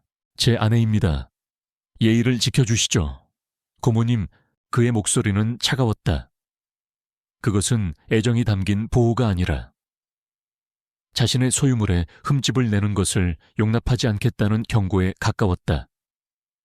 그 말에 혜은은 위안을 느끼기는커녕 자신이 그의 자산 목록에 포함된 것 같은 비참함만 느낄 뿐이었다. 강지훈은 이 모든 상황을 즐기고 있었다. 그는 교묘하게 대화를 이끌며 혜은을 곤란하게 만들었다. 그러고 보니 형님, 얼마 전에 스위스에서 돌아온 서영 씨랑은 잘 정리되신 겁니까? 지방길이 혼담이 오갈 정도로 각별한 사이셨는데. 형수님을 보니 서영 씨가 많이 서운해하겠어요. 그는 일부러 혜은이 들으라는 듯이 말했다. 태민의 옛 여자 이야기를 꺼내 그녀와 태민 사이에 존재하지도 않는 감정의 틈을 벌리려는 속셈이었다. 태민은 지훈을 차갑게 쏘아보았지만 지훈은 그저 어깨를 으쓱할 뿐이었다. 그날 이후 혜은의 고립된 생활이 시작되었다. 저택은 감옥이나 다름없었다. 그녀는 외부와 단절된 채 오직 집 안에서만 생활해야 했다. 그리고 강지훈의 교묘한 괴롭힘은 계속되었다. 그는 혜은을 위해 선물을 보내오기도 했다. 최고급 유아용품 세트였지만 그 안에는 임산부에게 금기시되는 아로마 오일이 교묘하게 섞여 있었다. 다행히 혜은이 그 사실을 눈치채고 사용하지 않았지만 만약 몰랐다면 끔찍한 일이 벌어졌을지도 모른다. 또 어떤 날은 그가 주방에 손을 써서 태민이 알레르기 때문에 절대 먹지 못하는 갑각류 요리를 저녁상에 올리게 했다. 그리고는 마치 혜은이 태민을 위해 특별히 부탁한 것처럼 꾸몄다. 하마터면 혜은은 남편의 기본적인 식성조차 모르는 무심한 아내가 될 뻔했다. 이런 일들이 반복되면서 혜은은 이 거대한 집안에서 자신이 얼마나 무력한 존재인지를 깨달았다. 그녀의 편은 아무도 없었다. 하지만 그녀는 좌절하지 않았다. 무너지는 모습을 보이면 적들은 더욱 기뻐할 것이다. 그녀는 자신만의 방식으로 이 전쟁에서 살아남기로 결심했다. 그녀는 공격적으로 맞서는 대신 진심과 인내로 자신의 자리를 만들어가기 시작했다. 그녀는 저택의 사용인들에게 항상 존중하는 태도를 보였다. 다른 가족들처럼 그들을 투명인간 취급하거나 하대하지 않았다. 그들의 이름을 외우고 그들의 노고의 진심으로 감사 인사를 전했다. 어느 날 어린 하녀 한 명이 실수로 그녀의 옷에 주스를 쏟았다. 하녀는 사색이 되어 용서를 빌었다. 다른 가족 같았으면 당장 해고되었을 큰 실수였다. 하지만 혜은은 괜찮다며 미소 지었고 오히려 놀란 하녀를 다독여 주었다. 그리고 아무에게도 이 일을 말하지 않았다. 그녀의 이런 모습들은 조용히 하지만 분명하게 저택의 사용인들 사이에 퍼져나갔다. 그리고 그 변화를 가장 가까이에서 지켜보는 사람이 있었다. 바로 오 집사였다. 오 집사는 처음에는 혜운을 믿지 않았다. 돈 때문에 회장님의 아이를 임신한 운 좋은 신데렐라 정도로 생각했다. 하지만 시간이 지날수록 그녀는 혜운이 자신이 생각했던 사람과는 다르다는 것을 느끼기 시작했다. 혜운은 화려한 생활에 취해 교만해지지도 않았고 권력을 남용하지도 않았다. 그녀는 언제나 조용하고 겸손했으며 그 누구보다 뱃속의 아이를 소중히 여겼다. 결정적인 계기가 된 것은 그 갑각류 요리 사건이었다. 그날 저녁, 요리가 식탁에 오르기 직전 오 집사는 주방에서 무언가 이상한 낌새를 눈치챘다. 그리고 혜운에게 조용히 다가가 말했다.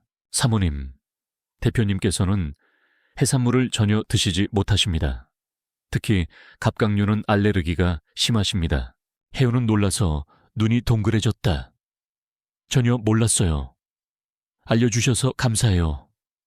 집사님, 그녀의 진심 어린 감사 인사에 오 집사는 처음으로 딱딱한 표정을 풀고 희미한 미소를 보였다. 그날 이후 오 집사는 혜운에 보이지 않는 조력자가 되어주었다. 그녀는 혜운에게 강씨 집안의 복잡한 내부 사정과 인물들에 대해 알려주었고 강지훈이 꾸미는 계략들을 미리 귀띔해 주기도 했다. 그녀는 여전히 무뚝뚝했지만 그녀의 행동 하나하나에는 혜운을 보호하려는 의지가 담겨 있었다. 혜운은 비로소 이 차가운 요새 안에서 자신의 편을 한 명 얻게 된 것이다. 비록 작은 변화였지만 그것은 그녀에게 큰 용기를 주었다. 그녀는 더 이상 혼자가 아니었다. 그녀는 이 거대한 집 안에서 그리고 보이지 않는 전쟁 속에서 살아남을 수 있으리라는 희망을 보았다. 물론입니다. 차가운 저택 안에서 두 사람의 마음에 미묘한 변화가 찾아오는 제6장을 시작하겠습니다.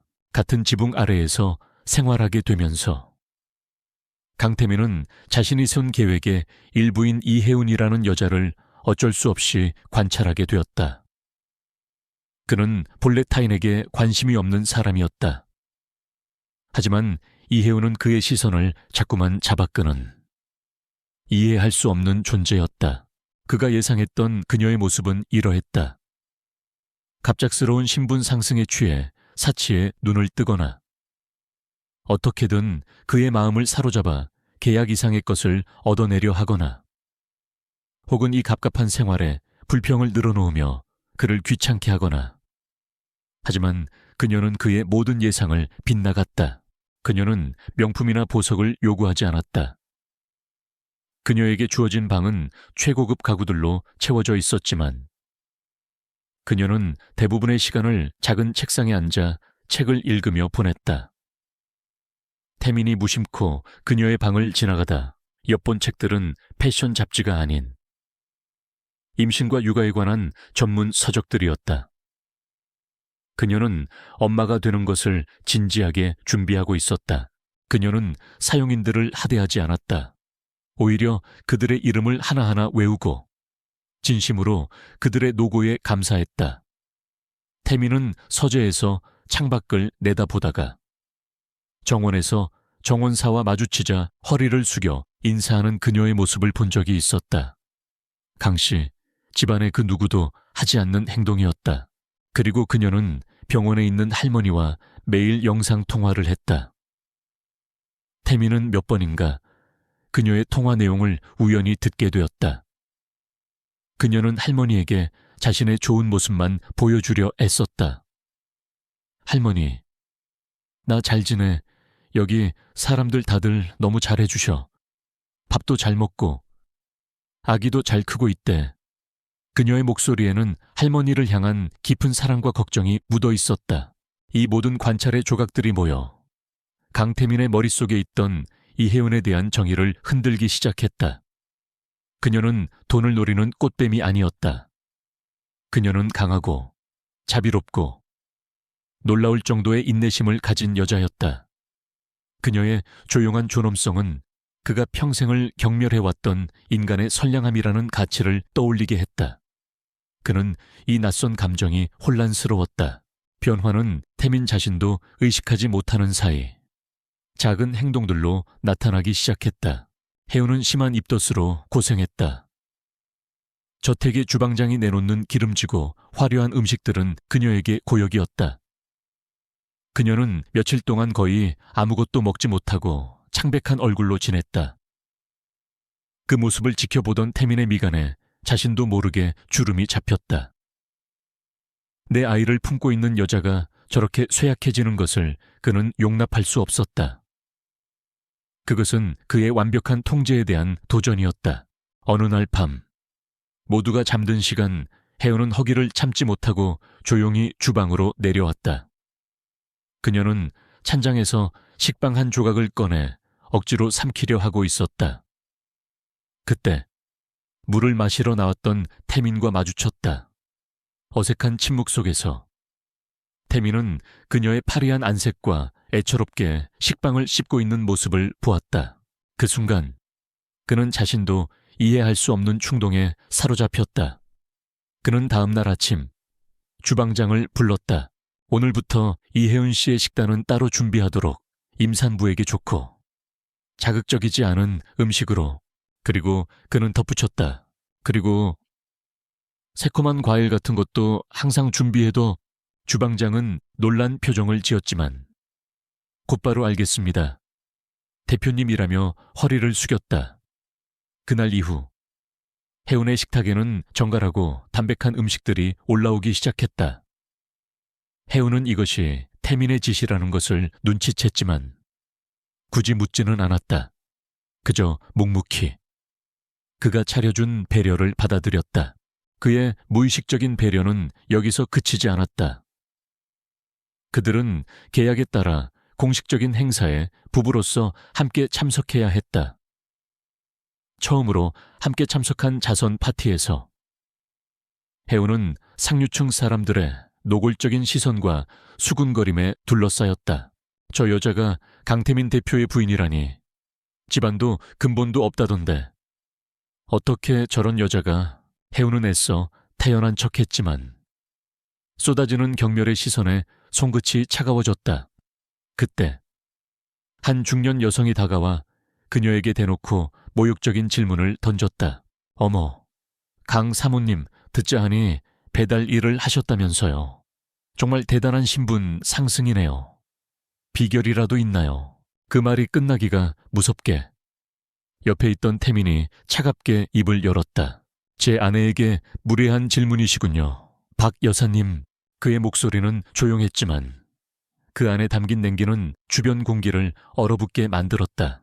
제 아내는 성실한 노동의 가치를 아는 사람입니다. 온실 속 화초처럼 자라 타인의 삶을 입에 올리며 시간을 낭비하는 일부 사람들과는 다르죠. 실례하겠습니다. 태민은 혜운의 손목을 잡고 그 자리를 빠져나왔다. 그의 손은 단단하고 따뜻했다. 혜운은 놀라서 그를 쳐다보았다. 처음으로 그가 자신을 보호해 주었다는 사실에 심장이 두근거렸다. 발코니로 나온 태민은 그제야 그녀의 손을 놓았다. 신경 쓰지 마. 저런 부류의 인간들은 무시하면 그만이야. 그는 여전히 무뚝뚝했지만 그 말 속에는 희미한 위로가 담겨 있었다. 혜우는 작은 목소리로 대답했다. 고마워요. 태민은 대답 대신 밤하늘을 바라볼 뿐이었다. 하지만 그의 굳은 표정이 아주 미세하게 부드러워진 것을 혜우는 놓치지 않았다. 그날 밤 저택에는 천둥 번개를 동반한 폭우가 쏟아졌다. 그날 밤의 기억을 떠올리게 하는 불길한 날씨였다. 혜우는 잠을 이루지 못하고 뒤척이다가 복도 건너편 태민의 방에서 희미한 신음소리가 들려오는 것을 들었다. 무슨 일인가 싶어 걱정이 된 그녀는 조심스럽게 그의 방문 앞으로 다가갔다. 문이 살짝 열려 있었다. 그녀는 틈새로 방 안을 들여다보았다. 태민은 침대 위에서 악몽에 시달리는 듯 땀을 흘리며 괴로워하고 있었다. 아버지, 어머니, 안 돼요. 그의 입에서 나온 잠꼬대는 애절했다. 혜운은 자신도 모르게 문을 열고 방 안으로 들어갔다. 그녀가 그의 어깨를 흔들어 깨우자 그는 비명을 지르며 벌떡 일어났다. 악몽에서 막 깨어난 그의 눈은 텅 비어 있었다. 평소의 냉철한 CEO의 모습은 온데간데 없고 끔찍한 공포에 사로잡힌 상처받은 소년의 얼굴만이 남아 있었다. 그는 잠시 멍하니 혜운을 바라보다가 이내 정신을 차리고 원래의 차가운 표정으로 돌아왔다. 누가 함부로 내 방에 들어오라고 했지. 당장 나가. 그의 날카로운 목소리에 하윤은 움찔했지만 그녀는 도망치지 않았다. 대신 그녀는 그의 침대 옆 탁자에 놓인 물컵을 들어 그에게 건넸다. 악몽을 꾸신 것 같아서요. 태민은 그녀의 손에 들린 물컵과 그녀의 얼굴을 번갈아 보았다. 그녀의 눈에는 비난이나 동정이 아닌 그저 순수한 걱정이 담겨 있었다. 그는 잠시 망설이다가 결국 그녀가 내민 물컵을 받아들었다. 차가운 물이 목을 타고 넘어가자 그의 거친 호흡이 조금씩 안정되었다. 그가 컵을 내려놓자 혜운은 조용히 말했다. 괜찮으시다면 옆에 있어 드릴까요? 할머니가 악몽 꾸셨을 때 제가 옆에 있어 드리면 금방 다시 잠드셨거든요. 태민은 대답하지 않았다. 그는 그저 어둠 속에서 그녀를 바라볼 뿐이었다. 그의 마음속에 단단하게 쌓여있던 얼음벽에 아주 작은 균열이 생기는 순간이었다. 그는 여전히 그녀를 밀어냈지만 그의 마음 한구석에서는 생전 처음 느껴보는 낯선 온기가 피어오르고 있었다. 그날 이후 두 사람 사이의 공기는 미묘하게 변했다. 그들은 여전히 말이 없었고 거리를 두었다. 하지만 서로를 향한 시선 속에는 이전에는 없었던 감정의 그림자가 드리워지기 시작했다. 차가운 저택 안에서 두 개의 외로운 섬이 아주 조금씩 서로를 향해 움직이기 시작한 것이다. 물론입니다. 두 사람의 관계가 새로운 신뢰의 단계로 접어들고 강지훈의 음모가 본격적으로 펼쳐지는 제7장을 시작하겠습니다. 강지훈은 자신의 계획이 예상대로 흘러가지 않는 것에 초조함을 느꼈다. 이혜운이라는 여자는 그의 생각보다 훨씬 강인했고 강태민의 얼음 같은 마음도 그녀 앞에서 조금씩 녹아내리는 것처럼 보였다. 이대로 두었다가는 그녀가 낳은 아이가 주피터 그룹의 후계자로 굳어지는 것은 시간 문제였다. 그는 더 이상 자잘한 괴롭힘이나 심리전으로는 부족하다고 판단했다. 그는 이혜운을 강태민이 제 손으로 내칠 수밖에 없는 회사의 적으로 만들기로 결심했다. 그의 새로운 계획은 치밀하고 정교했다. 주피터 그룹이 현재 극비리에 추진 중인 신생 바이오 기업 인수합병 M&A건을 이용하는 것이었다. 만약 이 정보가 경쟁사로 유출된다면 주피터 그룹은 막대한 손실을 입고 M&A는 무산될 터였다. 그는 이 정보 유출의 주범으로 이혜운을 지목할 완벽한 덫을 놓기 시작했다. 첫 단계는 내부 조력자를 만드는 것이었다. 그는 IT 부서의 한 직원에게 접근했다. 거액의 도박 빚으로 궁지에 몰려있던 직원은 지훈이 내민 검은 돈의 유혹을 뿌리치지 못했다. 다음으로 그는 혜운의 방을 드나드는 젊은 하녀를 포섭했다. 하녀의 아픈 동생 병원비를 대주겠다는 약속에 하녀는 그의 충실한 말이 되기로 했다. 계획은 밤사이에 은밀하게 실행되었다. IT 직원은 혜운이 저택 서재에서 사용했던 태블릿의 접속 기록을 이용해 M&A 관련 1급 기밀 파일을 자신의 컴퓨터로 복사했다. 그리고 그 파일을 암호화된 이메일 계정으로 전송해 경쟁사에 넘겼다. 모든 디지털 기록은 마치 혜운이 사용한 태블릿에서 정보가 유출된 것처럼 조작되었다. 마지막으로 하녀는 지훈에게서 받은 대포폰을 혜운의 방옷장 깊숙한 곳에 숨겼다. 그 폰에는 경쟁사와 접촉한 것처럼 보이는 조작된 통화 기록이 담겨 있었다. 모든 증거가 이혜운을 가리키고 있었다. 덫은 완벽하게 작동했다. 며칠 뒤 경쟁사가 주피터 그룹이 접촉하던 바이오 기업에 훨씬 더 좋은 조건을 제시하며 M&A판에 뛰어들었다. 극비 정보가 유출되었다는 사실에 주피터 그룹은 발칵 뒤집혔다. 분노한 강태민은 즉시 내부 감사를 지시했다. 결과는 신속하게 나왔다. 보안팀은 정보가 유출된 경로가 강태민의 본가, 그 중에서도 서재에 있던 태블릿이라는 사실을 밝혀냈다. 그리고 익명의 제보를 받고 출동한 보안 요원들은 해운의 방에서 결정적인 증거인 대포폰을 발견했다. 그날 오후 저택의 응접실은 얼음장처럼 차가웠다. 태민과 김비서 그리고 보안팀장이 해운의 앞에 서 있었다. 테이블 위에는 그녀가 사용했던 태블릿과 옷장에서 발견된 대포폰이 놓여 있었다. 이 해운 사모님, 해명해 주시겠습니까? 왜 사모님의 방에서 이런 물건이 나왔는지, 그리고 왜 사모님께서 사용하신 태블릿에서 기밀 정보가 유출된 흔적이 발견되었는지 말입니다. 보안팀장의 날카로운 질문에 해우는 얼굴이 새하얗게 질렸다. 그녀는 영문을 알 수 없었다. 저는 아니에요. 전 정말 아무것도 몰라요. 저 전화기도 처음 보는 물건인걸요. 그녀의 목소리는 절박하게 떨렸지만 상황은 그녀에게 최악으로 불리했다.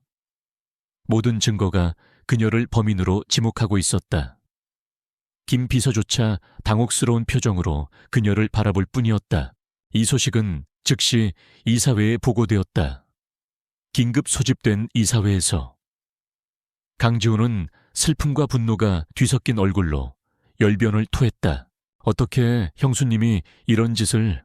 형님, 이번 일은 개인적인 감정으로 처리하시면 안 됩니다. 회사에 명운이 걸린 일입니다. 당장 형수님을 해고하고 법적인 책임을 물어야 주주들을 납득시킬 수 있습니다. 다른 이사들도 동요하며 지훈의 말에 동조했다. 모든 압박이 강태민에게로 향했다. 그가 아내를 감싸고 돈다는 인상을 주는 순간 그의 리더십은 치명타를 입을 터였다. 강태민은 회의실 스크린에 떠있는 증거 자료들과 맞은편에 앉아있는 해운의 얼굴을 번갈아 보았다. 그의 머릿속은 그 어느 때보다 복잡했다. 모든 논리적인 증거는 그녀가 범인이라고 말하고 있었다. 과거의 그였다면 단 1초도 망설이지 않았을 것이다. 회사를 위해, 그리고 자신의 제국을 지키기 위해 그녀를 가차없이 내쳤을 것이다. 그것이 가장 합리적이고 효율적인 방식이니까. 하지만 지금의 그는 달랐다. 지난 몇 달간 그가 지켜본 이혜운이라는 여자가 그의 머릿속을 스쳐 지나갔다. 돈 봉투를 거절하던 그녀의 단단한 자존심, 할머니를 걱정하던 그녀의 따뜻한 마음, 뱃속의 아이를 위해 묵묵히 모든 것을 감내하던 그녀의 강인함. 그런 그녀가 이런 배신을 할 수 있을까? 그의 냉철한 이성이 그렇다고 말했지만 그의 마음 깊은 곳의 본능은 아니라고 외치고 있었다. 그는 결정을 내려야만 했다. 증거와 논리를 따를 것인가? 아니면 자신의 사람에 대한 알 수 없는 믿음을 따를 것인가? 그는 자리에서 일어났다. 회의실의 모든 시선이 그에게 집중되었다. 그는 화상회의 화면 너머의 이사들을 향해, 그리고 그의 앞에 앉은 해운을 향해 낮고 단호한 목소리로 말했다. 내 아내는 그럴 사람이 아니오. 순간 회의실의 공기가 얼어붙었다. 해운은 놀라움에 눈을 동그랗게 떴다. 강지훈의 얼굴에는 당혹감이 스쳐 지나갔다. 태민은 보안팀장을 향해 고개를 돌렸다. 이건 내 아내를 노린 함정이다. 누군가 의도적으로 증거를 조작한 거야. 처음부터 다시 조사해. 내가 주는 시간은 24시간이다.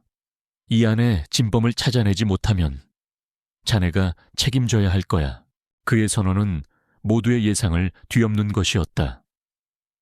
그는 처음으로 논리가 아닌 믿음을 선택한 것이다.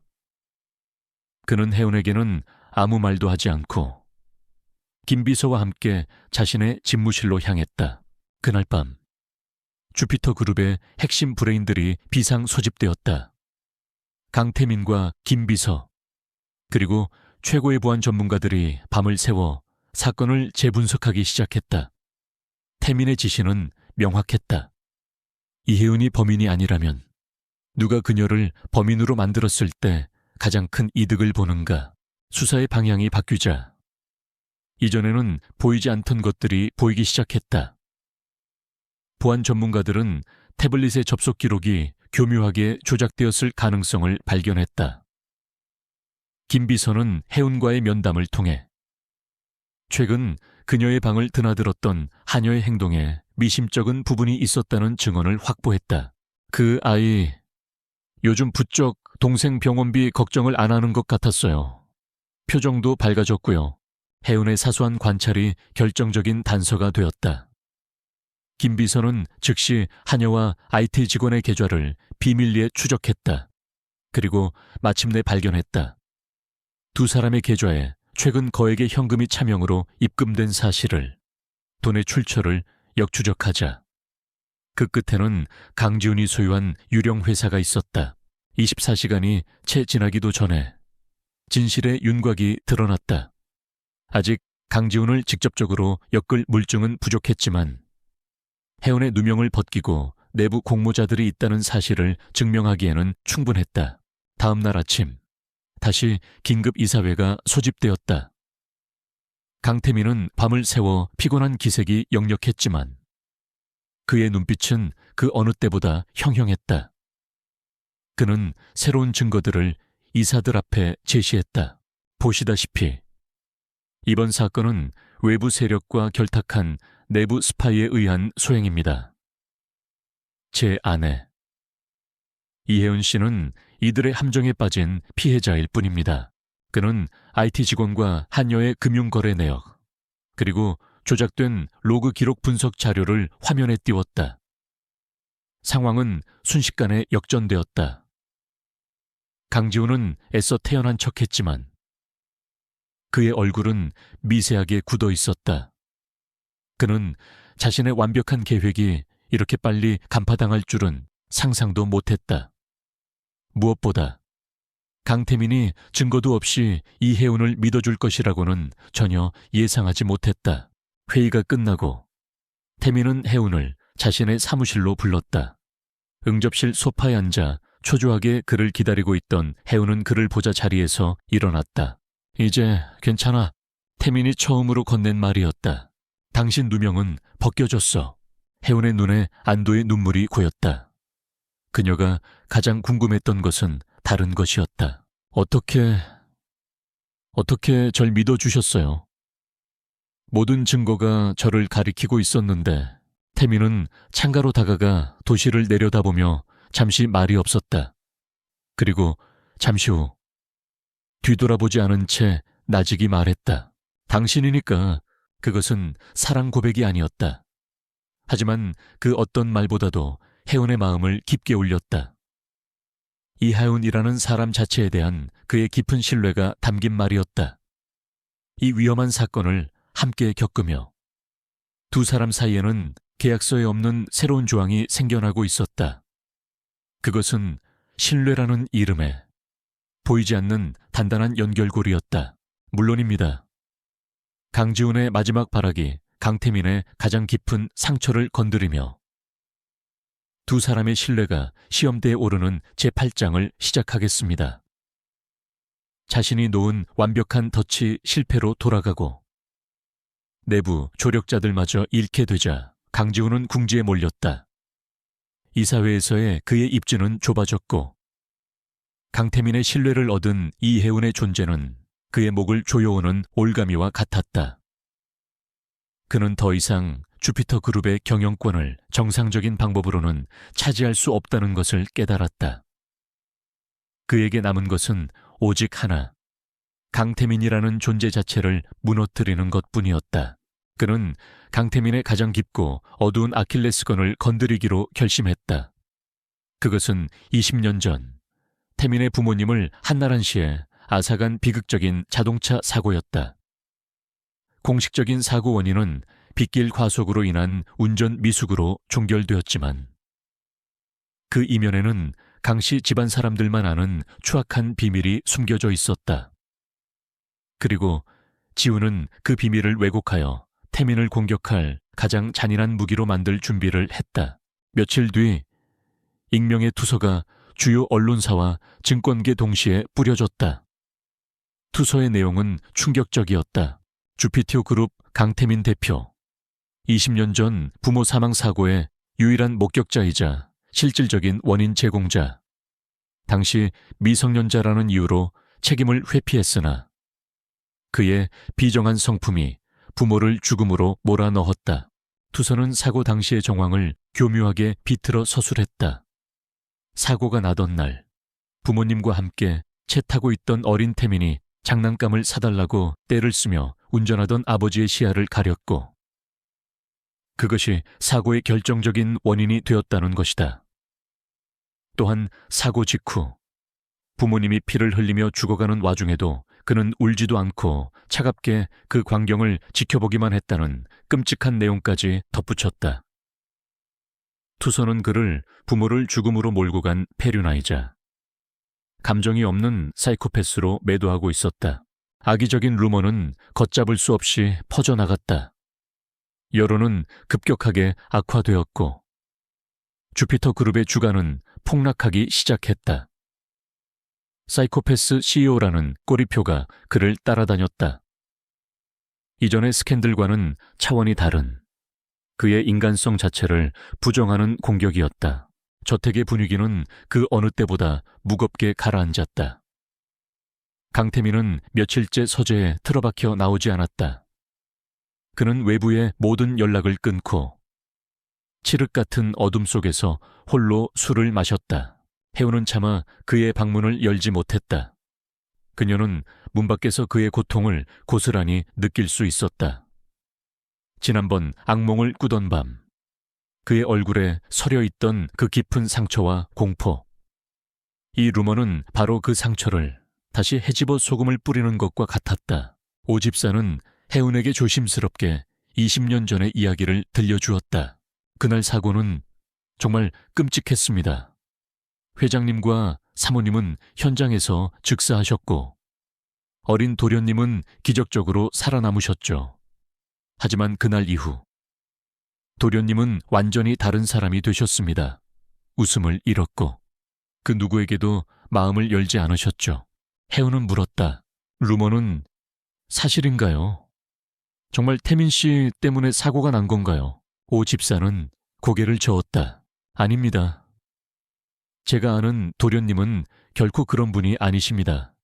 하지만 사고의 충격으로 기억의 일부를 잃으셨고 죄책감 속에서 살아오셨습니다. 강지훈 상무는 바로 그 죄책감을 이용하고 있는 겁니다. 그날 밤 해운은 더 이상 그를 혼자 둘 수 없다고 결심했다. 그녀는 간단한 죽을 끓여 쟁반에 들고 그의 서재 문을 두드렸다. 안에서는 아무런 대답이 없었다. 그녀는 조심스럽게 문을 열고 안으로 들어갔다. 방 안은 온통 술 냄새로 가득했고 태민은 소파에 쓰러지듯 앉아 있었다. 그의 눈은 텅 비어 있었고 그의 주변에는 견고했던 갑옷이 모두 부서져 내린 채 상처받은 영혼의 잔해만이 흩어져 있었다. 그는 해운을 발견하고는 분노의 찬 목소리로 소리쳤다. 나가 누가 들어오라고 했어. 내 비참한 꼴을 구경하러 왔나. 해운은 그의 분노에 움츠러들지 않았다. 그녀는 조용히 그의 옆에 다가가 죽이 담긴 쟁반을 내려놓았다. 당신 혼자 아프게 두지 않을 거예요. 그녀의 차분하고 단단한 목소리에 태민의 분노는 힘을 잃고 절망으로 바뀌었다. 그의 눈에 처음으로 눈물이 고였다. 내가 아버지를 죽였어. 내가 어머니를 내 욕심 때문에. 그는 어린아이처럼 흐느끼기 시작했다. 20년간 억눌러 왔던 죄책감과 슬픔이 봇물 터지듯 쏟아져 나왔다. 그동안 그가 쌓아 올린 냉정함과 이성은 모두 이 상처를 가리기 위한 위장이었을 뿐이었다. 해우는 말없이 그의 곁에 앉아 그의 등을 부드럽게 쓸어주었다. 그녀는 섣부른 위로의 말을 건네지 않았다. 그저 그의 고통을 함께 느끼며 그가 모든 것을 쏟아낼 때까지 기다려 주었다. 한참을 울던 태미는 지쳐 그녀의 어깨에 기댄 채 잠이 들었다. 해운은 그의 머리를 조심스럽게 자신의 무릎에 뉘었다. 잠든 그의 얼굴은 너무나도 평온하고 위태로워 보였다. 그녀는 밤새 그의 곁을 지켰다. 그리고 결심했다. 내가 그를 지켜주겠다고. 이 거짓된 루머의 진실을 밝혀 그의 상처를 치유해주겠다고. 이것은 더 이상 계약이나 의무가 아니었다. 그녀의 마음속에서 피어난 사랑이라는 이름의 감정이 시키는 일이었다.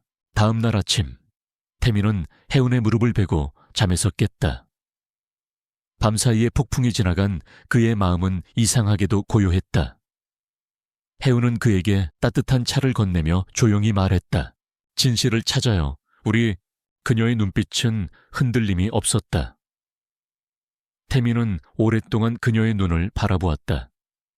그는 평생을 혼자 싸워왔다. 하지만 지금 그의 곁에는 그를 믿고 함께 싸워줄 사람이 있었다. 그는 처음으로 누군가에게 자신의 등을 맡길 수 있겠다는 생각을 했다. 그들은 함께 20년 전 사고 기록을 다시 파헤치기 시작했다. 김 비서와 소수의 최측근만이 이 비밀스러운 조사에 참여했다. 경찰 기록, 보험사 자료, 당시 현장에 출동했던 구급대원의 증언까지. 하지만 모든 공식적인 기록은 지훈이 퍼뜨린 루머와 크게 다르지 않았다. 결정적인 증거가 부족했다. 그러던 중 해운은 사고 차량의 잔해를 보관하고 있던 폐차장에서 아주 작은 단서를 발견했다. 이상해요. 차량 블랙박스는 사고 충격으로 완전히 파손되었다고 기록되어 있는데 메모리 카드를 삽입하는 슬롯이 비어 있어요. 마치 누군가 일부러 빼간 것처럼요. 그녀의 예리한 관찰에 태미는 무언가 떠오른 듯 눈을 번쩍 떴다. 사고 직후 현장에 가장 먼저 도착한 사람은 아버님의 운전기사였던 박 기사님이었어.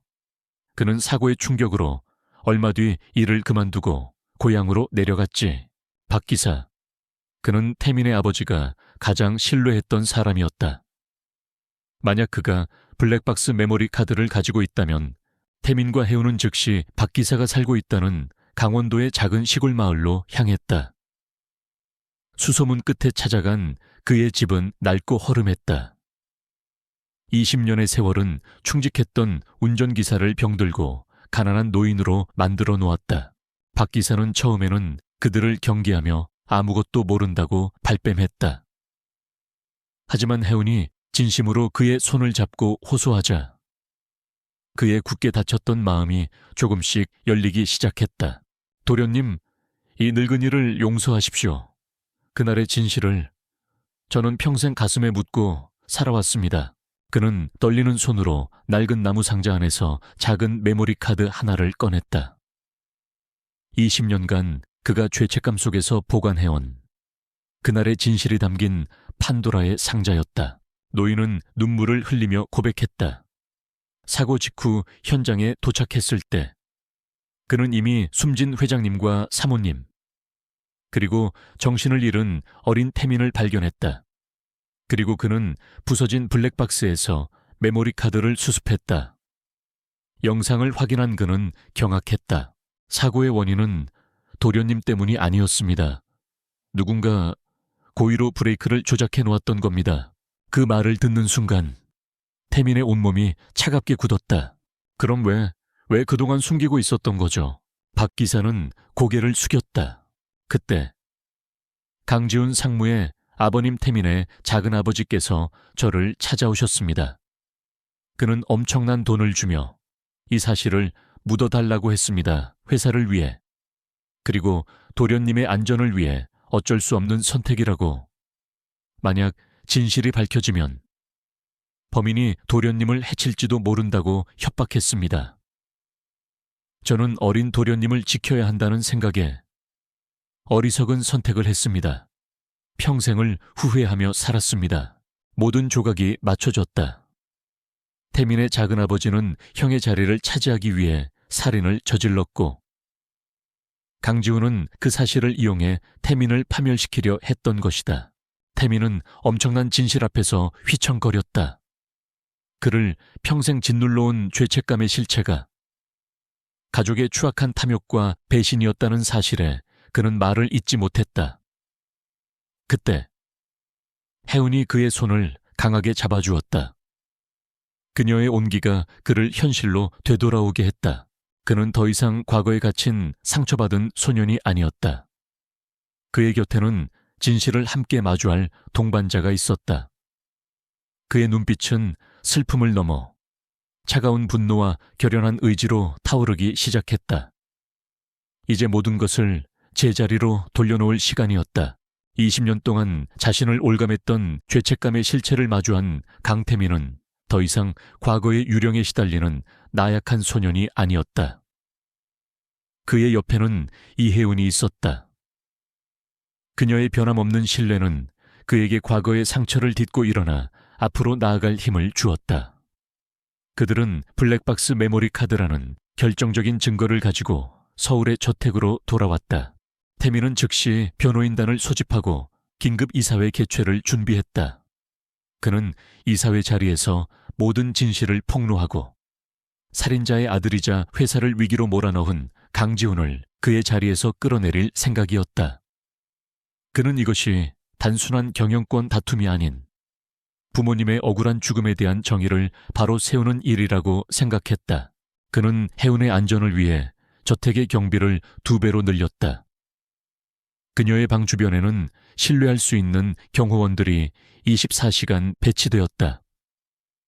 이제 이 요새 같은 집 안에서는 그 누구도 그녀를 해치지 못할 것이라고 태민은 굳게 믿었다.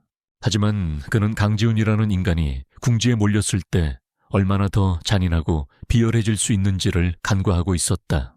강지훈은 태민이 늙은 운전기사를 만나고 돌아왔다는 소식을 듣고 모든 것이 끝났음을 직감했다. 아버지가 저지른 끔찍한 죄악과 자신의 모든 음모가 곧 세상에 드러날 터였다. 패배를 눈앞에 둔 그는 이성을 잃었다. 그는 이 모든 것을 잃을 빼야 강태민의 가장 소중한 것을 빼앗아 함께 지옥으로 떨어지기로 결심했다. 그에게는 아직 마지막 히든카드가 남아있었다. 바로 저택 내부에 수년간 심어둔 자신의 사람이었다. 그날 오후 혜은은 정원의 온실에서 평화로운 시간을 보내고 있었다. 배는 이제 누가 보아도 만삭이었다. 그녀는 따스한 햇살 아래에서 부드럽게 자신의 배를 쓰다듬으며 태어날 아기와의 만남을 고대하고 있었다. 태민과의 관계도 이제는 계약이 아닌 서로를 의지하는 동반자 관계로 발전해 있었다. 이 끔찍한 싸움만 끝나면 정말로 평범한 가족이 될 수 있을지도 모른다는 희망을 품었다. 바로 그 순간이었다. 사모님, 경호원 한 명이 그녀에게 다가왔다. 그는 태민이 신임하는 경호팀의 일원이었다. 대표님께서 서재에서 급히 찾으십니다. 혜은은 아무 의심 없이 그를 따라 나섰다. 하지만 그가 그녀를 이끈 곳은 서재가 아닌 저택의 후미진 뒷문이었다.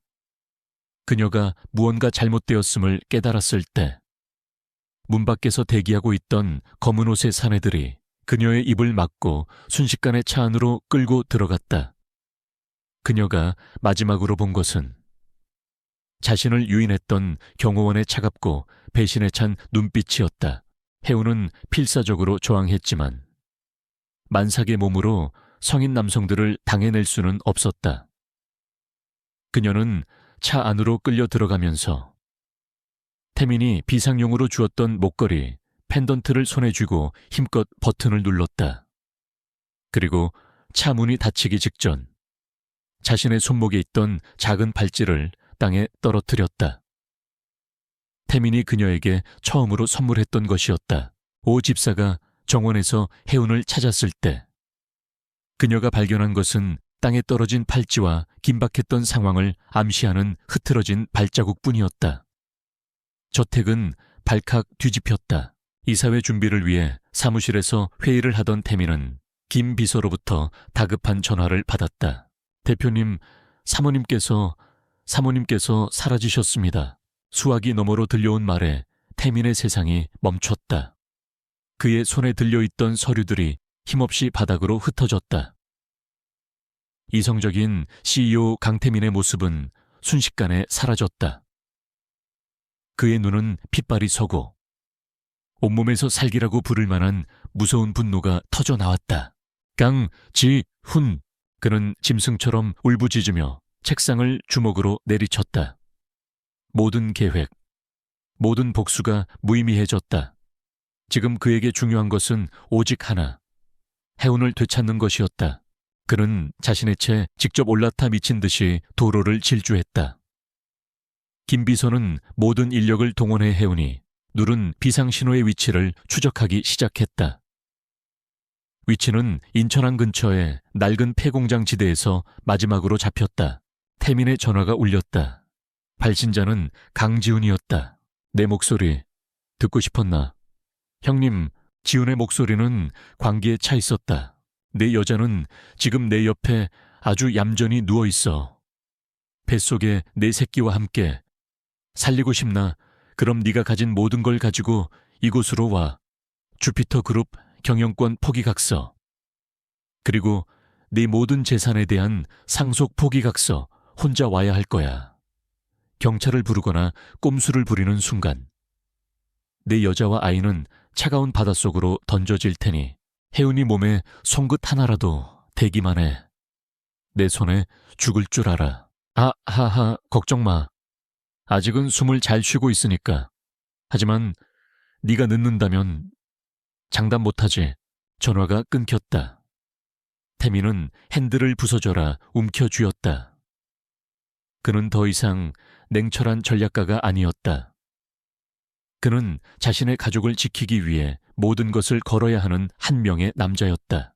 인천항에 버려진 창고 안. 해운은 의자에 묶인 채 거친 숨을 몰아쉬고 있었다. 강지훈은 미친 사람처럼 그녀의 주위를 맴돌며 태민을 조롱했다. 그렇게 잘난 강태민도 결국 너 때문에 모든 걸 포기하게 되는군. 사랑이라. 참 웃기지 않나. 해운은 두려웠지만 그 앞에서 약한 모습을 보이지 않았다. 당신은 절대 그 사람을 이길 수 없어. 당신은 괴물이니까. 닥쳐. 지훈이 그녀의 뺨을 때리려는 순간 창고의 거대한 철문이 굉음을 내며 열렸다. 태민이 홀로 그곳에 서 있었다. 그의 모습은 지옥에서 돌아온 악귀와 같았다. 내가 왔다. 지훈아. 원하던 대로. 그러니 이제 혜운이를 보내줘. 아주 감동적인 등장이군. 형님, 각서는 가져왔나? 지훈은 부하를 시켜 태민의 몸을 수색하고 서류를 확인했다. 모든 것이 그의 뜻대로였다. 그는 승리에 취해 광적으로 웃기 시작했다. 이제 내 놈은 빈털털이야. 모든 것이 내 것이라고. 지훈이 해운을 묶은 밧줄을 칼로 끊으려던 그 순간이었다. 태민이 발밑에 있던 쇠파이프를 집어들어 지훈의 부하에게 던지며 외쳤다. 지금이야. 창고 외부에서 대기하고 있던 김 비서의 팀과 경찰 특공대가 일제히 창문을 깨고 셔터를 올리며 들이닥쳤다. 지훈은 속았다는 것을 깨닫고 경악했다. 그는 마지막 발악으로 해운을 붙잡아 인질로 삼으려 했다. 태민은 그보다 빨랐다. 그는 지훈에게 달려들어 거칠게 그를 밀쳐냈다. 두 남자의 처절한 육탄전이 벌어졌다. 그것은 수십 년간 묵혀온 증오와 원한이 폭발하는 싸움이었다. 혼란의 와중에서 해운은 옆에 있던 무거운 공구 상자를 발로 밀어 지훈의 다른 부하를 넘어뜨렸다. 그 순간 그녀의 배에 엄청난 고통이 밀려왔다. 그녀는 비명을 지르며 배를 감싸 안고 주저앉았다. 극심한 스트레스와 충격으로 인해 진통이 시작된 것이다. 혜운아. 그 소리를 들은 태민은 순간적으로 지훈에 대한 경계를 풀고 그녀에게 달려가려 했다. 바로 그 틈을 놓치지 않고 지훈은 숨겨두었던 칼을 꺼내 태민의 옆구리를 향해 찔렀다. 태민 씨. 해운의 비명과 함께 칼이 태민의 몸에 박히는 대신 그의 앞을 막아선 김 비서의 팔에 박혔다. 특공대가 달려들어 지훈을 완전히 제압했다. 모든 것이 끝났다. 지훈은 체포되며 악에 바친 비명을 질러댔다. 하지만 태민에게는 새로운 위기가 찾아왔다. 그는 피를 흘리는 김 비서를 부축할 틈도 없이 식은땀을 흘리며 고통스러워하는 혜운에게 달려갔다. 혜운아, 정신 차려. 괜찮아. 내가 있잖아. 그는 그녀를 조심스럽게, 하지만 다급하게 품에 안아 들었다. 그녀의 이마는 땀으로 흠뻑 젖어 있었고 그녀는 고통 속에서 그의 옷깃을 꽉 붙잡았다. 우리 아기가 알아. 괜찮을 거야. 내가 꼭 지켜줄게. 그의 목소리는 이제껏 들어본 적 없이 절박하고 사랑으로 가득 차 있었다. 창고 밖으로 울려 퍼지는 요란한 사이렌 소리를 배경으로 태민은 혜운을 안고 미친 듯이 달리기 시작했다. 회사를 위한 싸움은 끝났지만 그의 가족을 위한 가장 중요하고 절실한 싸움은 이제 막 시작되고 있었다. 물론입니다. 모든 폭풍이 지나간 후 마침내 찾아온 눈부신 새벽의 이야기를 담은 마지막 제10장을 시작하겠습니다. 병원의 복도를 울리는 강태민의 다급한 발소리는 그의 심장 소리와 같았다. 그는 분만실로 실려 들어가는 이혜운의 손을 놓지 않았다. 그녀의 얼굴은 고통으로 창백했지만 그녀는 그의 손을 마주 잡으며 희미하게 미소 지으려 애썼다. 그 미소는 나는 괜찮으니 당신도 괜찮아야 한다고 말하는 것 같았다. 수술실 앞에 빨간불이 켜지고 태민은 길고 고통스러운 기다림의 시간에 던져졌다. 그의 머릿속은 온통 후회와 자책감으로 가득 찼다. 그가 조금만 더 빨리 움직였더라면, 그녀를 그 위험한 상황에 처하게 만들지 않았더라면, 만약 그녀나 아이에게 무슨 일이라도 생긴다면 그는 평생 자신을 용서할 수 없을 터였다. 시간은 피를 말리는 것처럼 더디게 흘러갔다. 얼마나 지났을까? 응게. 수술실 문틈으로 아기의 첫 울음소리가 희미하게 새어나왔다. 그 소리를 듣는 순간 태민은 온몸에 힘이 풀려 벽에 기대어 주저앉았다. 그의 뺨으로 뜨거운 눈물이 흘러내렸다. 그가 평생 흘려본 적 없는 안도와 기쁨의 눈물이었다. 잠시 후 의사가 나와 그에게 말했다. 산모와 아기 모두 건강합니다. 아주 예쁜 왕자님입니다. 태민은 회복실로 옮겨진 혜은에게 달려갔다. 그녀는 지쳐 잠들어 있었지만 그 어느 때보다 평온하고 아름다워 보였다. 그는 그녀의 침대 옆에 조용히 앉아 땀에 젖은 그녀의 머리카락을 부드럽게 쓸어 넘겼다. 잠시 후 간호사가 작은 요람에 쌓인 아기를 데리고 왔다. 그는 조심스럽게 아기를 품에 안았다. 작고 따뜻하고 완벽한 생명체, 자신의 핏줄, 혜운과 자신의 아이. 그는 아기의 작은 얼굴에서 혜운의 선한 눈매와 자신의 오뚝한 코를 발견하고는 자신도 모르게 미소 지었다. 그의 얼어붙었던 심장이 완전히 녹아내리는 순간이었다. 그때 혜운이 조용히 눈을 떴다. 그녀는 아기를 안고 있는 태민의 모습을 보고는 세상에서 가장 행복한 미소를 지었다. 우리 아기 예쁘죠? 태민은 아기를 요람해 조심스럽게 뉘고 혜운의 손을 잡았다. 그는 그녀의 손등에 입을 맞추며 떨리는 목소리로 말했다. 미안해. 혜운아, 내가 너무 늦었지. 당신과 아이를 위험하게 만들었어. 정말 미안해. 혜운은 고개를 저으며 그의 뺨을 어루만졌다. 아니에요. 당신이 우릴 구해줬잖아요. 우리 가족이라는 단어에 태민의 눈시울이 다시 붉어졌다. 그는 더 이상 감정을 숨기지 않았다. 사랑해. 그의 진심 어린 고백에 혜운의 눈에서도 눈물이 흘렀다. 나도 사랑해요. 두 사람은 더 이상 말이 필요 없었다. 폭풍 후 치던 밤에 위태로운 만남으로 시작된 그들의 인연은 수많은 시련과 위기를 거쳐 마침내 진정한 사랑으로 결실을 맺었다. 창밖으로 새벽의 여명이 밝아오고 있었다. 길고 어두웠던 밤이 지나고 마침내 그들의 인생에 새로운 아침이 찾아온 것이다. 그 후 모든 것이 제자리를 찾아갔다.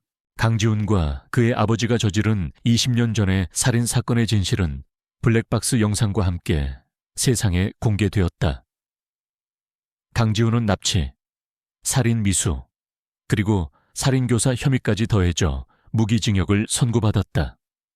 그의 동조자들 역시 법의 엄중한 심판을 받았다.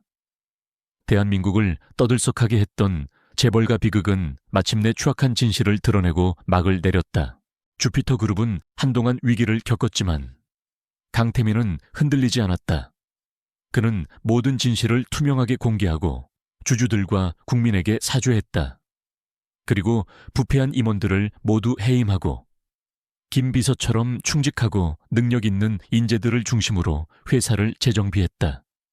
그의 진정성 있는 리더십에 위기는 오히려 새로운 기회가 되었다.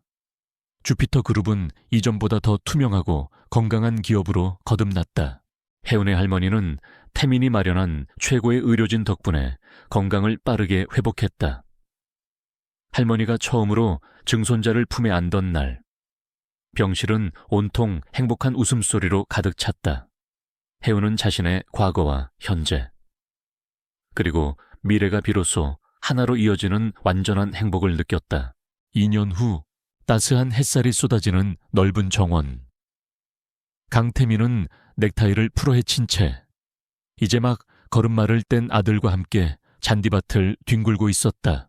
으라차차 아빠 비행기, 까르르 아들의 해맑은 웃음소리가 울려 퍼질 때마다 태민의 얼굴에서도 진심 어린 웃음이 피어났다. 냉철한 사이코패스 CEO의 모습은 온데간데 없었다. 그는 그저 한 아이의 아버지이자 한 여자의 남편일 뿐이었다. 혜은은 테라스의 흔들의자에 앉아 그 모습을 사랑스럽게 바라보고 있었다. 그녀는 더 이상 배달 스쿠터를 몰지 않았다. 대신 그녀는 자신의 경험을 살려 미혼모와 어려운 환경의 아이들을 돕는 작은 사회적 기업을 설립했다. 태민은 그녀의 가장 든든한 후원자였다. 태민은 아들을 번쩍 안아들고 그녀에게 다가왔다. 그는 그녀의 이마에 부드럽게 입을 맞추고 그녀의 옆에 앉았다. 세 사람은 서로에게 기대어 평화로운 오후의 햇살을 만끽했다.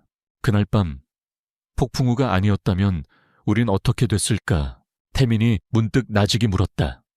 혜은은 그의 어깨에 머리를 기대며 미소 지었다. 그래도 어떻게든 만났을 거예요. 당신과 나는.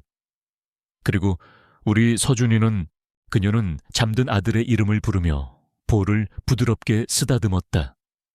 그녀의 말에 태민은 고개를 끄덕였다. 그래, 어쩌면 이것은 실수가 아닌 운명이었을지도 모른다.